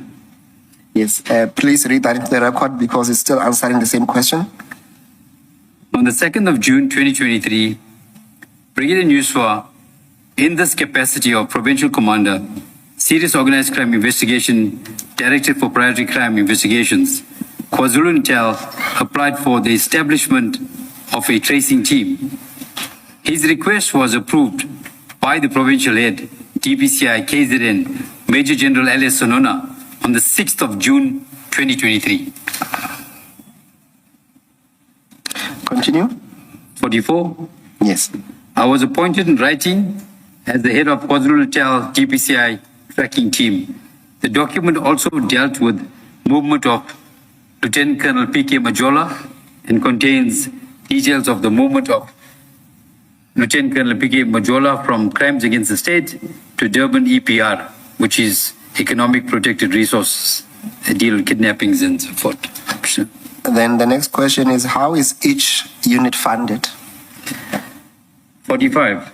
There is no extra funding of the teams. Members retain their ordinary benefits in accordance with their conditions of employment. Those are funded by the state. There were no extra costs incurred by the state in members serving in the anti-gang task team and the tracing team.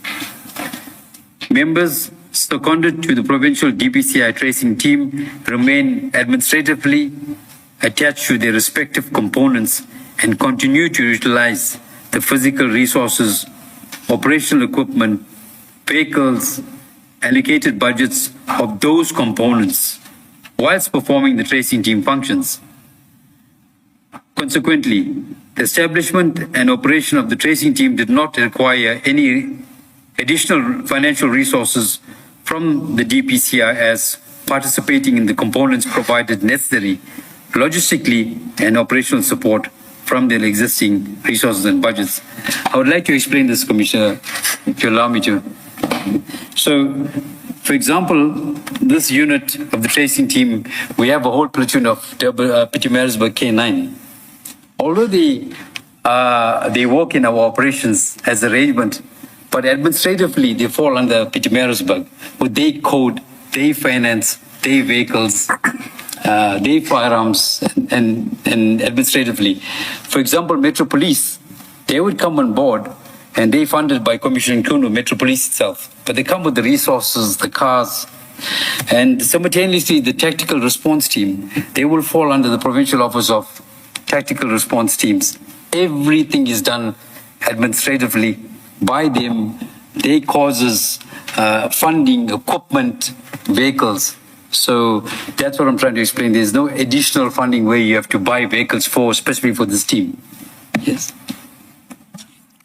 Thank you, Colonel. The next question, 2.2.7. The fatality rates in respect of task team operations in respect of which you have been involved, including the total number of suspects arrested in task team operations in which you have been involved, the total number of suspects killed in task team operations in which you have been involved, the total number of suspects wounded with gunshot injuries in task team operations in which you have been involved, the total number of SAPS members killed in task team operations in which you have been involved, and the total number of SAPS members wounded with gunshot injuries in task team operations in which you have been involved.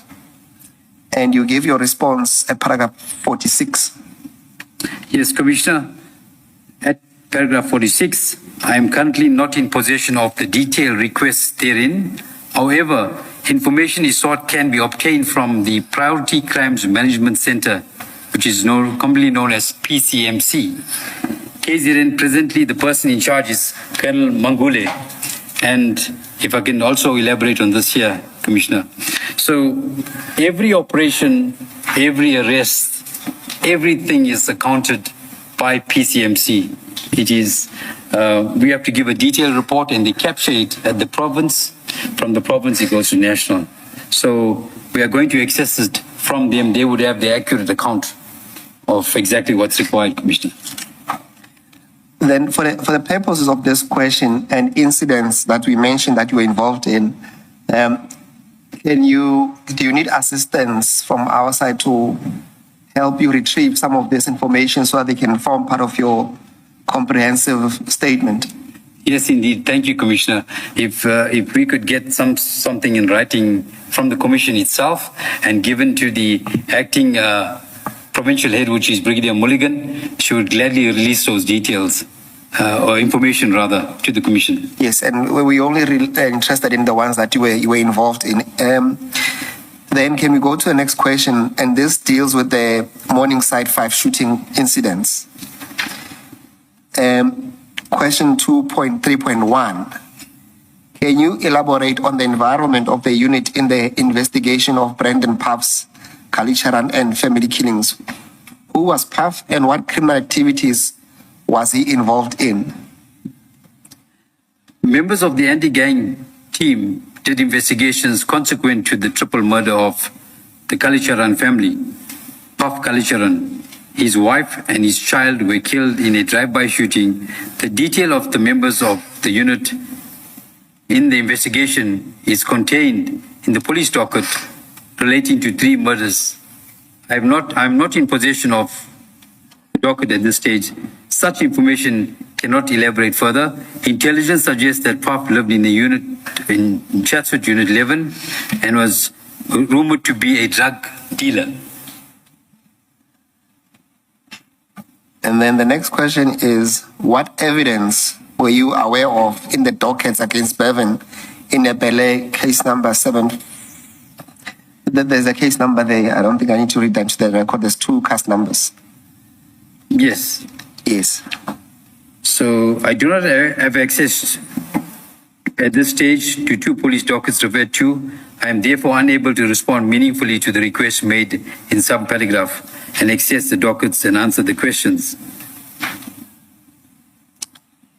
And then the next question, what were the reasons for the raid on the Loftus family home on the 13th of December 2022?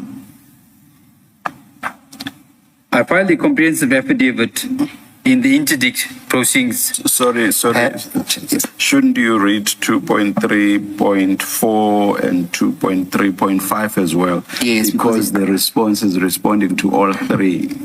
That is so, Chair. Yes. So the next question, keep in mind the question that I asked before. What were the reasons for the raid of the Loftus family home on the 3rd of February 2023? And then the details of how you identified the location of Bevan Loftus in Morningside on the 1st of April 2023, and how you gained access to the flat where the suspects were hiding. And then you deal with all of that in one response at paragraph 49. Yes. Going forward. Commissioner, I did give Commissioner a small background as to how we got there and to the premises and where it started, what led us there, and who led us there as well.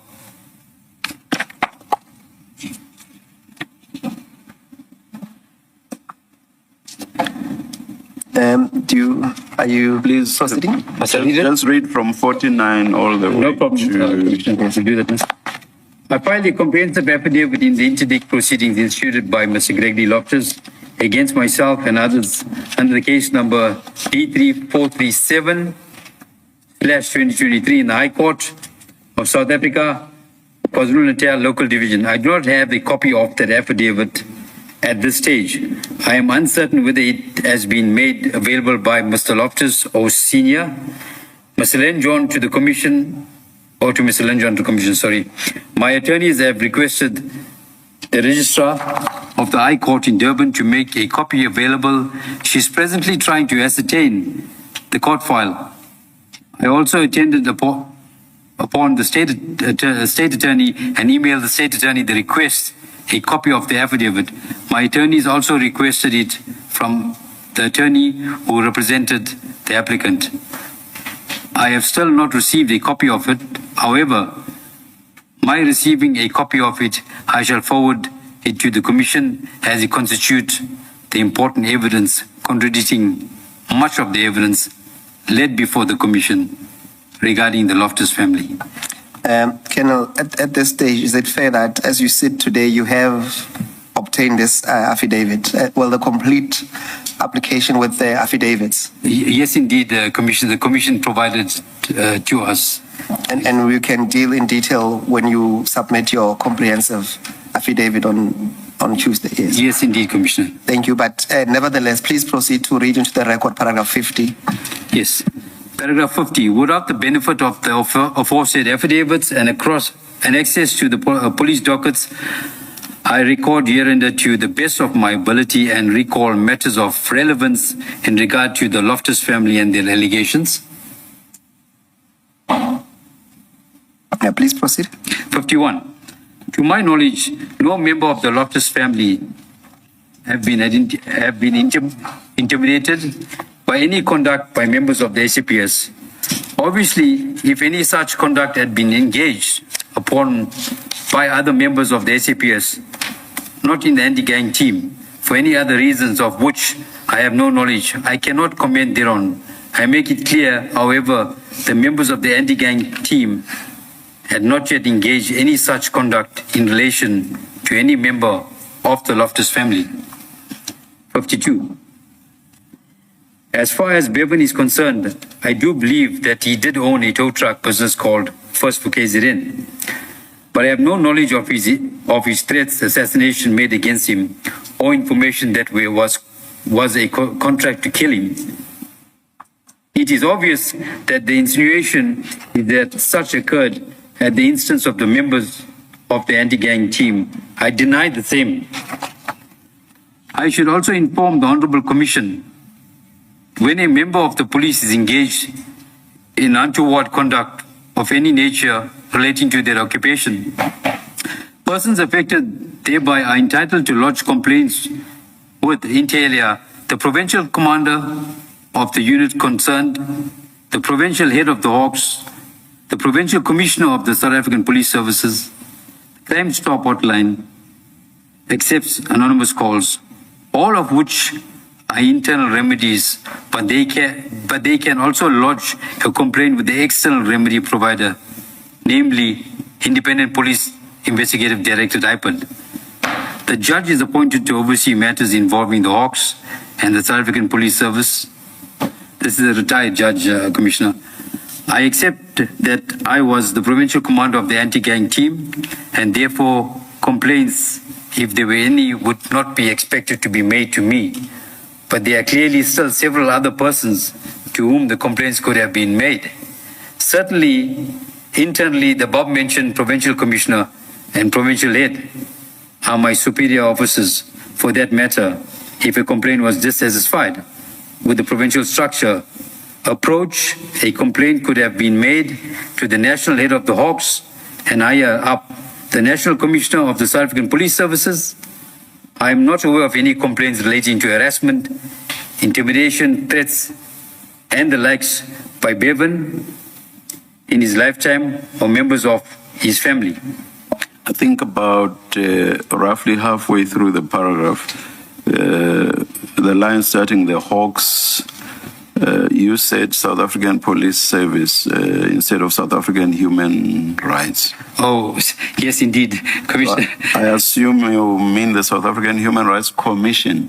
Yes, indeed, Commissioner. Commission. All right, thank you. Paragraph 54.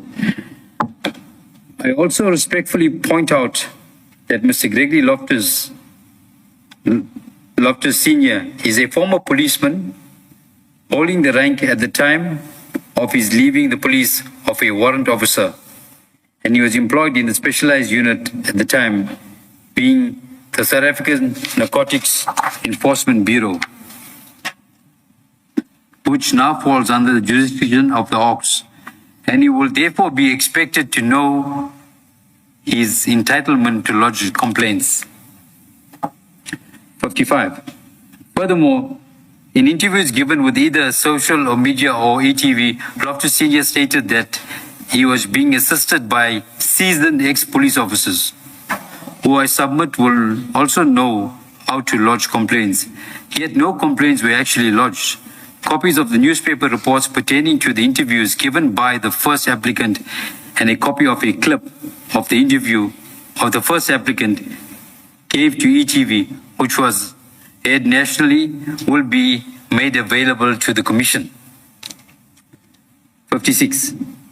On 1st April 2023, Bevan and several of his colleagues were at the flat on the 6th floor in Morningside flat, Durban, when members of the SAPS called there to investigate a report of receiving illegal firearms being held at Morningside flat, to investigate a report of the persons in Morningside flat, alleged to be Mr. Bevan Loftus and members of the gang controlled him, were planning an assassination in Morningside flat if the circumstances required it to arrest such persons. Did you mean a gang controlled by him? So you said alleged to be Mr. Bevan Loftus and members of a gang controlled him. That's correct, Commissioner. While you're there, Colonel, can you just explain? You say they were planning an assassination in the Morningside flat. Whose assassination, if you have knowledge? I'm not sure of that, Commissioner. It was information received, I think, to the local police at the time because they were carrying rifles. Okay. You can proceed on paragraph 57. The information received aforesaid arose in consequence of the white Isuzu Baki subjected to have been utilized a triple murder of Puff Kalcharan, his wife and his child in Springfield Park, approximately 1 week earlier, was identified on cameras. Monitoring the traffic reported in SAPS, the Crime Intelligence Unit of SAPS in turn contacted the SAPS Durban K9 Unit and Pietermaritzburg National Priority Violent Crimes Unit and informed them of the same. I should add that I was aware that the vehicle was being monitored for a few days before 1st April. 58. Acting on information received of foregoing police units, together with the National Intervention Unit, apprehended the vehicle on the roadway and found the driver to be in possession of the illegal drugs and an AR-15 automatic rifle. That rifle was stolen during the robbery in Eastern Cape. However, questioning the suspect indicated that he had additional firearm in the flat in Hillcrest and he was taken there by the said police. 59. As I was the provincial commander of the anti-gang team at the time, and bearing in mind that the rifle found in the vehicle had been used in a gang heist robbery, and my unit was investigating the triple murder, which was thought to be the gang-related, I was notified by the opposite police units as to what was happening, and even before they tracked the vehicle and apprehended the suspect. Colonel, just there, when you say the vehicle was used in a gang heist robbery, are you able to provide us at some stage with further details? With the rifle, in respect to the rifle, The rifle, yes. Yes, indeed. Linking it to that. To Eastern Cape. You will give us something there. Yes, Commissioner. Thank you. You may proceed to paragraph 60. Paragraph 60. However, I did not accompany them at the time, nor did any member of the anti-gang team. Even when they arrived at the flat in Hillcrest, I was not there. I was told by the said police of further rifle at the flat, and I was asked to come there as soon as I could. I did so together with a member of my team, Warrant Officer Thanasegran Naidu, who is also known as Sivan Naidu, Warrant Officer Naidu. As soon as my duties allowed me to, other members of the anti-gang team arrived. I arrived there and questioned the suspect in the premises of other policemen. We ascertained that the R4 rifle handed over at Hillcrest flat had been stolen from the military. The suspect realized that he was in serious trouble and faced a long period of imprisonment. He then indicated that he wanted to come clean, obviously hoping that he did so, he would be treated more leniently by the court when it sentenced him. He furnished the important information about firearms and the gang of Bevan planning an assassination it could take place by including Bevan, but turned out to be the Morningside flats. Again, when you were now talking to this suspect and he informs you, and you say he provided important information and about the planned assassination, at this stage now, because you are talking to the suspect, Yes, Commissioner.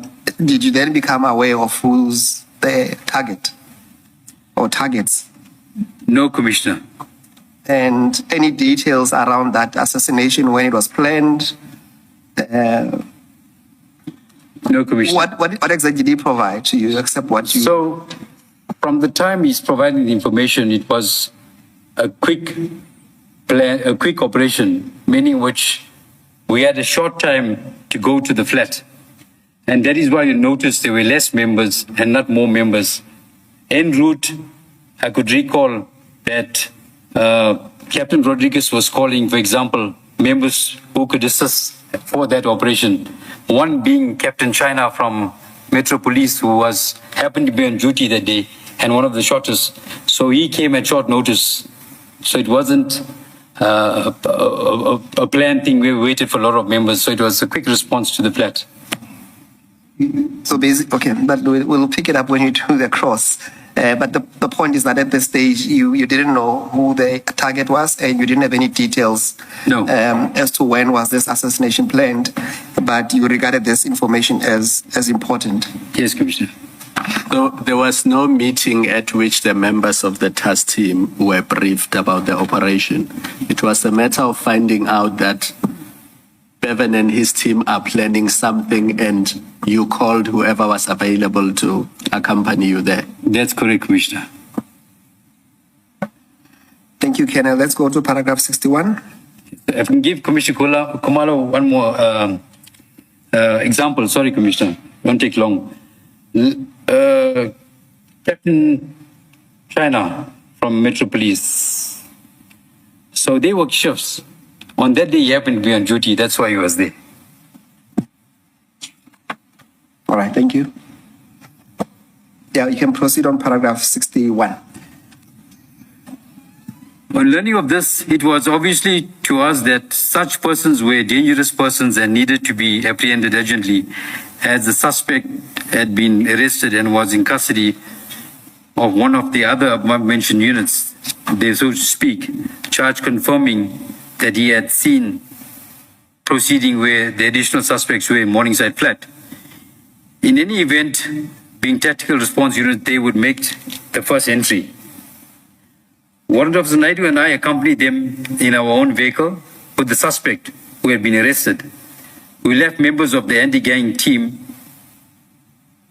at the flat in Hillcrest in case of anyone arrived there, in which event their presence could be investigated by those members. Now that will be the detectives of the anti-gang task team, Commissioner. That's it. That is how the police units mentioned above and came to be at Morningside. Although I had the amplified letter herein at Warrant Officer Naidu, and I did not enter the flat until the shooting had taken place. 64. What I have indicated above will confirm by Constable Alford of Pietermaritzburg National Priority Violent Crimes Unit, who was involved in the shooting, involved in the interception of the vehicle and the subsequent events set out by me, can also be confirmed by other policemen involved. Colonel, can I ask you, and you must tell me if my proposition is not correct. My fair understanding is that at least Bevan has been in your radar, i.e. he's been a person of interest in your work. Yes. For various alleged crimes. Yes. Now you arrive at the scene and you are told that he's upstairs, and you chose to stay downstairs. Can you explain why you chose to stay downstairs with Warrant Officer Naidu? Yeah, Commissioner. So the tactical members, because the information given on hand that they possibly could be harmed, going to conduct an assassination, and they would always penetrate the house first. Now, very importantly, as indicated earlier, Pedro is from ex-NIU, Shabalala is from NIU, Megan Munsami is from NIU, Matt, which Captain Houston said that he's from a detective. He's not a detective. He comes from public order policing, and he advanced towards his task force selection. So he's also a tactical member. Captain China also underwent training with the special task force. These tactical members naturally will go first. We are detectives, so they'll penetrate the house to see if suspects are secured. And you say that you only went up after the shooting had taken place? Yes. As far as you can recall, could you hear the shots from where you were? Certainly. You were standing. Yes, I could hear the shots. Were they all at the same time, or there were some pauses between them? When the shooting happened, you can't really, Commissioner, to know exactly which shot before, after, during. It's loud bangs. No, my question is, for example, by the time you were going up, there was no further shots being executed. No, I can't recall that, Commissioner. I can't comment on that day. It was just shots went off. The simple point is that the shooting had stopped when you went up. Yes, indeed. Shooting had stopped. That was the trying. And then on that score, lastly, and taking it up from the evidence by Captain Houston, he suggested that Warrant Officer Sivan Naidu stopped him from entering the premises. Do you remember that incident? Yes, indeed, Commissioner. Can you explain, to the best of your recollection, what was happening there? Yes. Normally, if an incident like this happened, if it's a shooting incident, it would secure the scene and prevent anyone from coming into the scene. Now, I know Captain Houston is a hard worker, so he's the first responder. And naturally, I said to Captain Sivan Naidu, well, he's now captain, you ought to allow me in, which I did.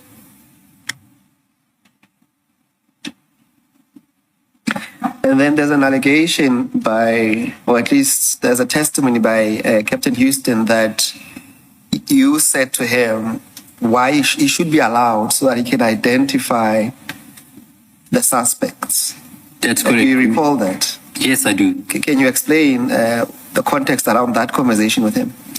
So Captain Houston also deal with gangs in the surrounding areas of Wentworth and Newlands and Sydenham. Now, those suspects at the time were not identified. No one knew who they were. So Captain Houston, I think at a later stage, I recall, managed to assist in identifying them. I think that's what I find a bit unpalatable, Colonel, that it seems to me, at least on the face of it, you shot, not you personally because you were downstairs, but people were shot. They don't even know who they shot at, to an extent that you had to rely on Houston to identify them. What do you make of that? I mean, is that a fair observation, at least on the face of it, from where I'm sitting? Yeah. My response to that, Commissioner, is that these were suspects in the flat, and they opened fire on the police. Section 49, police defending themselves. Not to say that I'm looking for a specific person that I want to shoot someone. Yes, no, we don't want to go into the purview of Section 49 because that's something else that we don't want to deal with. As Chair was saying, we're not investigating the extent and whether those were extrajudicial killings or not. I found it very disturbing that you would ask Captain Houston to identify those deceased, but that's just my observation. Maybe we can visit when Yes. you do cross-examination. Yeah. But keep that in mind that it is of concern to me. Yes, in all scenes normally we go to, we'll ask the neighbors whether it's different places. Can you identify the person? If someone is around, that's one of the things that we need to do is identify the person. If we can't at the later stage, we go to the mortuary and they identify at the later stage. That's for profiling suspects. Yeah. Perhaps I would have been comfortable with the word confirm the deceased or the suspects, not identify. But let's keep going, and then we can deal with that later. Noted. As to why I'm saying that. But you may comment before you move if you want to. Now, as I indicated, Commissioner, this is straightforward. The suspects, whoever were in the flat, opened fire, police returned fire.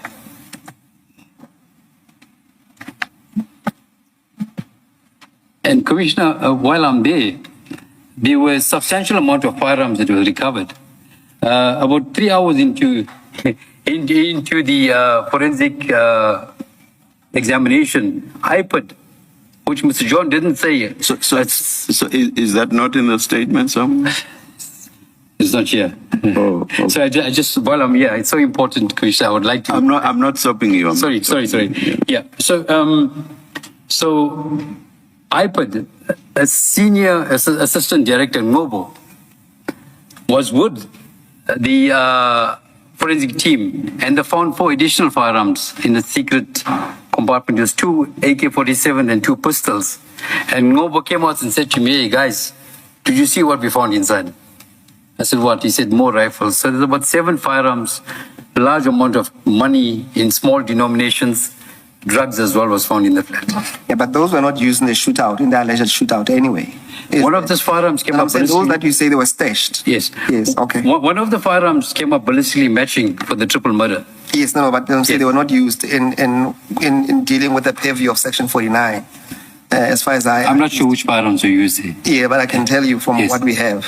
Yes. As you said, those were found hidden Yes. somewhere else. So they couldn't have been used in any encounter at that stage. Let's go to paragraph 65.1.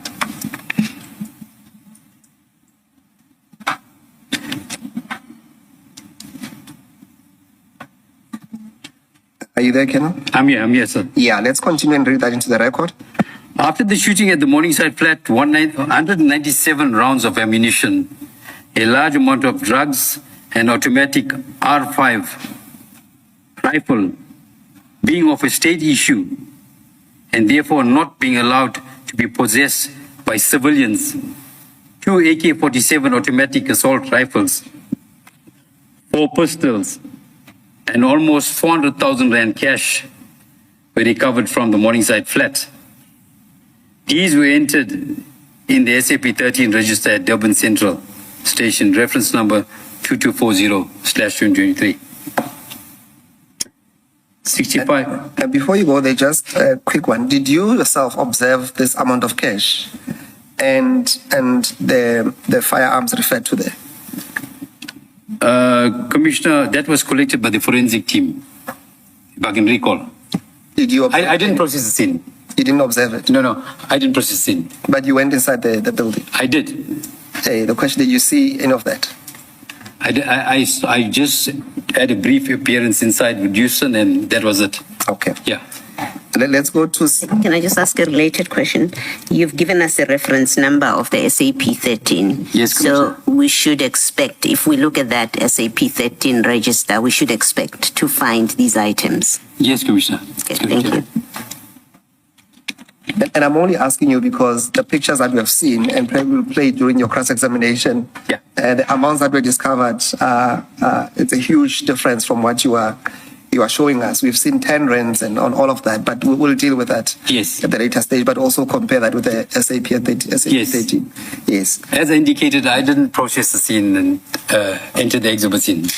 It's in your statement, but let's proceed Yes. to 65.2. Please proceed, Kenan.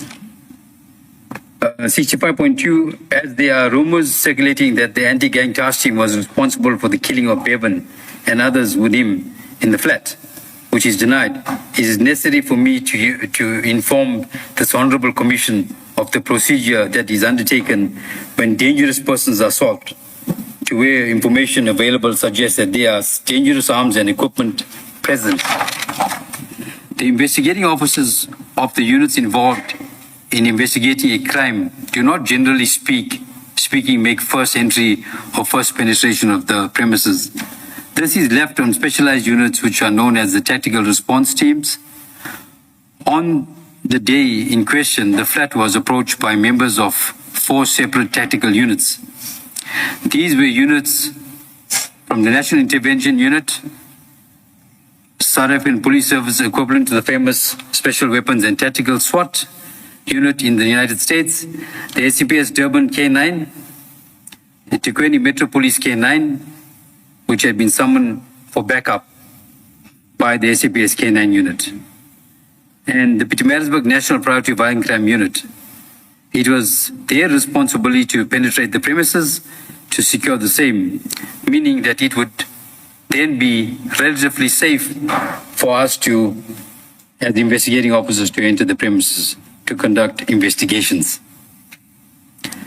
General, something for you to also consider, and what I find, I need you to balance me when we deal with this. I understand your role is that you did not go in with the operation, but is it fair that you remain in charge of the whole operation, or is that correct? That's not true, Commissioner. As I indicated, that information came from Pietermaritzburg.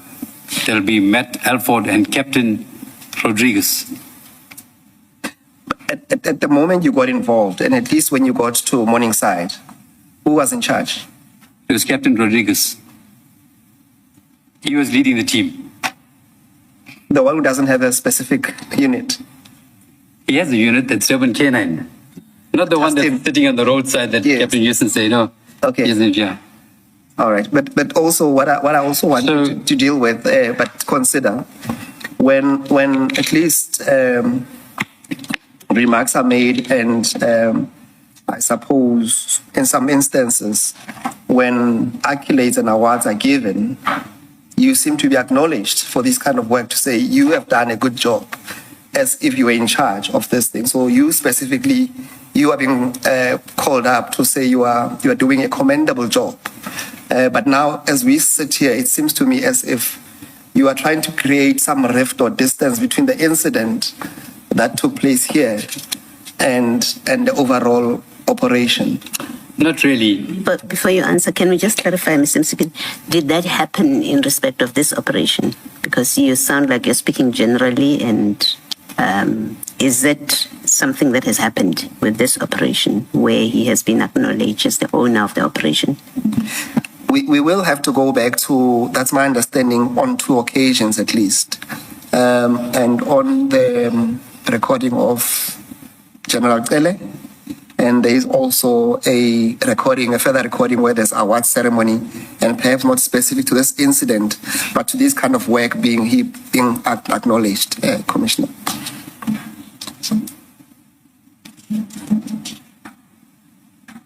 So can I suggest you deal with it in cross-examination? Indeed, Commissioner. It may be that you need to reframe. Yes, no, it's fine. We'll do that, Commissioner. Colonel, then can we move to paragraph 67? Yes, indeed. Yes. Whilst the tactical units made their way to the Morningside flat, we were initially in the basement parking of the building in company of the suspects, and we went to the 6th floor near the lifts, awaiting clearance from the tactical units that were engaged in the penetration of the flat. Other members of the police attached to one more of those units were also in the vicinity of the building, but not on the 6th floor. 68. I was told by members of the tactical units that when they attempted to entry, they were fired upon by the occupants of the flat, that they returned fire, and in the process, the occupants were killed. One of those occupants was Bevan, The others were Chase Finn, Michigan Apolite, Ryan Santos, and Sichle Zondi, all of whom were allegedly suspected to be members of the gang of Bevan. Is there a name for the gang of Bevan? The Hollywood gang. Hollywood gang. Yes. I have a photograph that, a picture, depicting where Bevan is part of the photo, and we'll provide to the commission. I think it's in the bundle. Next to him is a guy called Dane Majority, and currently right now there's 2 warrant of arrest. He's been convicted, Commissioner, and he's on the run right now. Police are looking for him. Amongst all the other guys, some are even deceased from the gang. All right, let's continue on 69.1. I must reiterate that when the gunshots rang out, neither Warrant Officer Naidu or myself, nor the other members of the police that I have referred to were in the immediate vicinity of the flat. We thus do not know firsthand what transpired in the flat when the shootings occurred. 69.2. It is in this incorrect for the persons to spread rumors that the anti-gang team was responsible for the deaths of those that died in the flat that day. I am aware that one such person spreading such malicious rumors is the Loftus Senior, and I say this because he has said so on national television, ETV, where he has named Warrant Officer Naidu and I. Paragraph 70. Yes. Constable Alford made a successful informer fee claim for the information leading to the detection of the Kalicharan triple murder suspects. In addition, Crime Intelligence Durban also made a successful claim for its informer locations. Ayenda and Zumela, the driver of the Isuzu Baki used in the Kalicharan shootings. 71. I do not accept for one moment that Bevan feared for his life in consequence of his conduct involving the members of the police. I wish to point out to this Honourable Commission that there does not appear to have been any report made to the police at any police station in the country by or behalf of Bevan relating to his harassment, intimidation, threats, and like, and I can state that no such report had been brought to my attention as the provincial commander of the anti-gang team. If such report had been made, it ought to have been thought to be brought to my attention. Even though I am the provincial commander, investigation to such complaint would then have to be taken to course in which I was not directly involved. 72. Is it not fair to say at this point, even you knew that there was an interdict application where the father said, I fear for my son's safety. I believe that these people want to kill him. So in light of that, is there a need for a report to the police that he fears for his life? If you are aware that there's an application where such allegations are being made? Yes. Commissioner, that would have been after the fact, because that application, if I can recall, was granted on the 5th. It was after the shooting. No, forget about when it was granted. Yes. When it was launched, I think it was the day before the shooting. If I'm that's correct, Commissioner Kumala. So at least on the day of the shooting, I don't know if it had been served on you at that point. No, Commissioner. It had not. No, we only came to learn about it on the 5th. No, then that's fine. But I think we can accept from the application that at least the day before the shooting, the father feared for his son's sake. That's correct, Commissioner. May I continue? Thank you, Commissioner. 72, I think. 72. Crime is, as is commonly known as in this country, widespread but violent crimes in the Wentworth area were not within the areas where investigations were conducted by any of the members of the anti-gang team, including myself. I must, however, mention that one of the reasons for the establishment of the anti-gang team was that suburbs of Wentworth, Sydenham, and Newlands in Durban were hard hit in respect of the drive-by shootings, emanating from the gang rivalries, drug trade, turf wars for some 10 years prior to the establishment of the anti-gang team. As the commanders of the anti-gang team, I am aware of this. 73. Upon its establishment of the anti-gang team has been furnished with in excess of 150 cases dealing with the incidents which have taken place past where the cases have been closed, so-called cold cases from various police stations and are busy investigating the same. Considerably, a progress had been made investigating many of the cases. This was a time of consuming exercise and required several members of the anti-gang team to investigate, and some incidents being investigated were years old. These cases were in addition to active cases where investigations were being undertaken. I should mention that Bevan had been implicated and was thus a person of considerable interest in several of the cold cases. The then active investigations to which reference will be made at a later stage. Year under 74. I have read the transcription of the telephone call between Nika and Bevan provided to the Commission. I do not see confirmation of any hit on the life of Bevan. In fact, all that I read thereon is Bevan talking about money being placed on his head, but at no stage there were confirmation from person with whom he is speaking, namely Nika. If anything, I read the last words of Bevan on their transcript, the fastest live the longest, right lekker, as being a threat of against Nika. Nika is the owner of a tow truck business called Roadstar. I have listened to the recordings played at the Commission. Transcripts is inaccurate and that it omits a material aspect which Bevan refers to as puff. I refer to the independent transcription from the Sneller recording, which I will deliver to the Commission. Chair, we've dealt with this transcription earlier on, so we don't have to deal with it. Are you happy with that? We've dealt with that. Yes. Yes. 75. Paragraph 75, yes.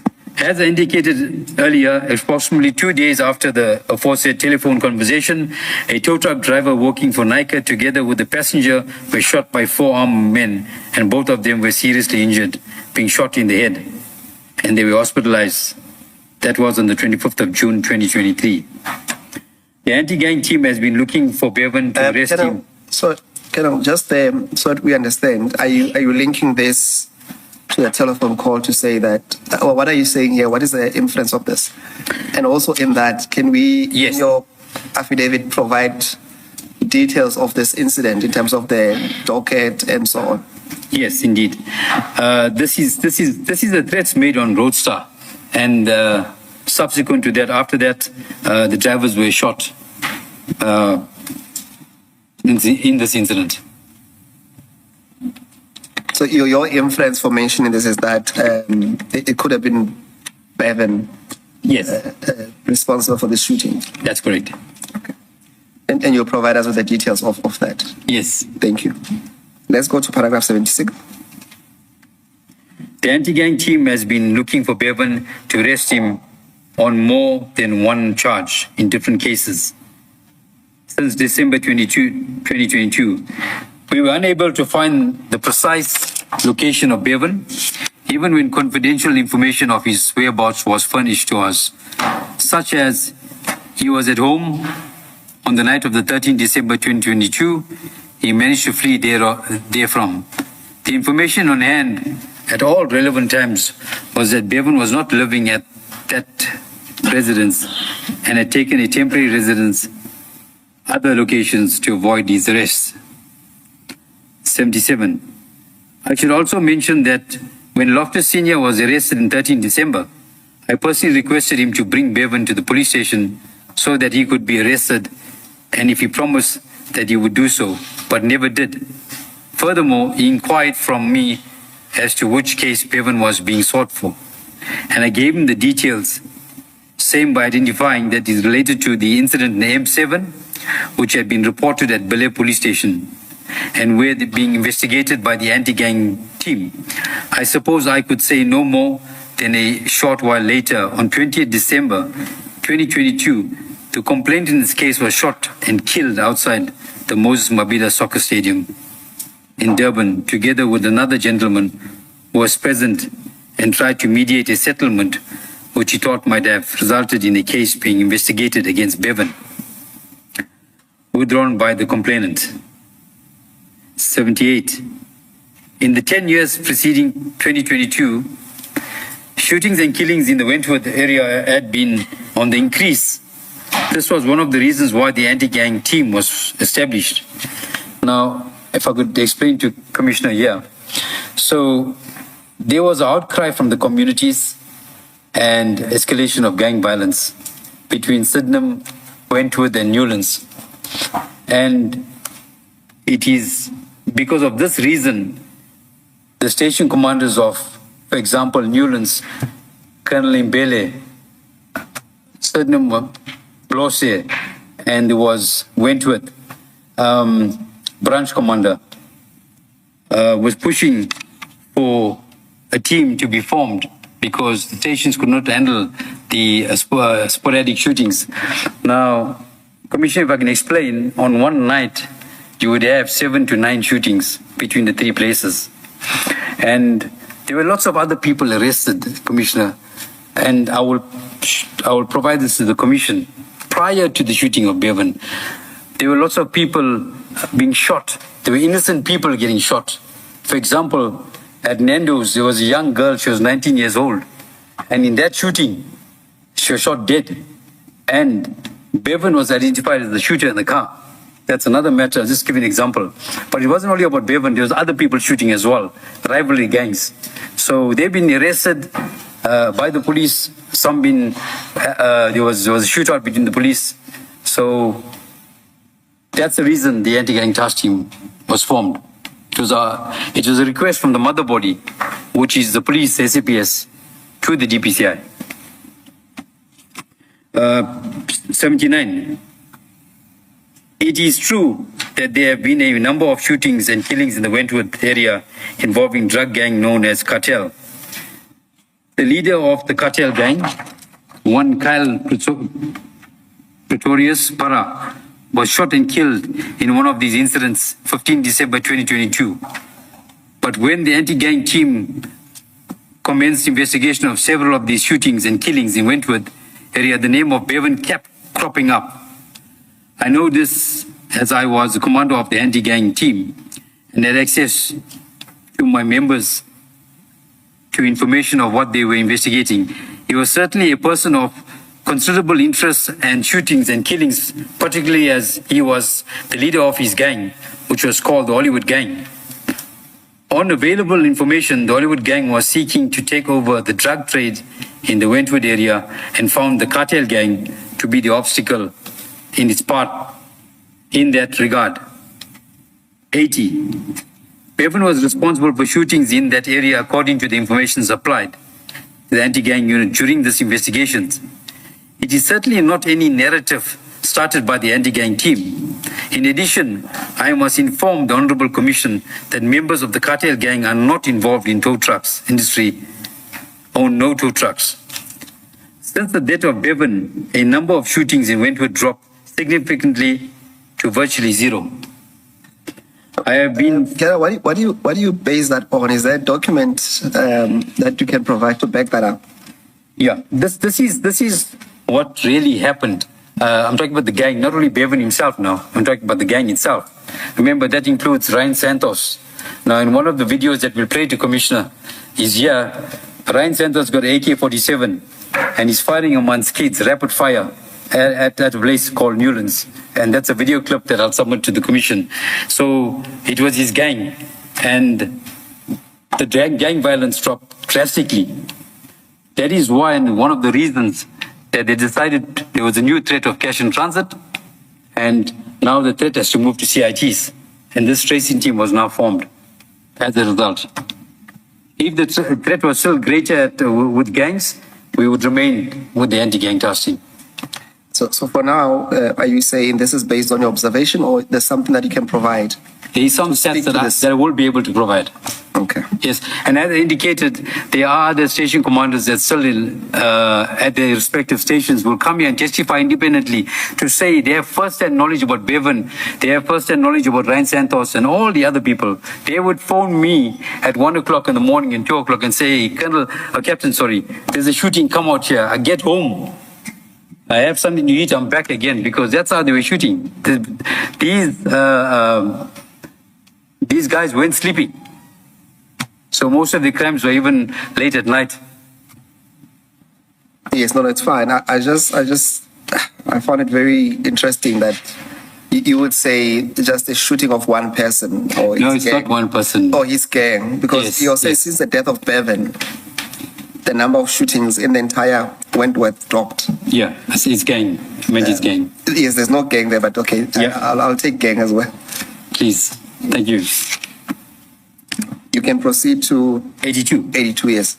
I have been informed that ballistics examination of the AK-47 rifle recovered at the Morningside crime scene has been positively identified as a weapon that used in the triple murder and shooting of Pap Culture and the family in Springfield Park, Durban. 8.3.1. Okay, before you read that, let's read the question that you are Just a speaking moment. to. Just a moment. Do you need to address the chair? No. Honourable Commissioners, I've lost feed on the headset and I can't hear the evidence and questions being asked. Okay. I think the technician is on the way to try and solve. If you kindly bear with me. Let's take an adjournment. We'll come back to this. Thank you, Chair.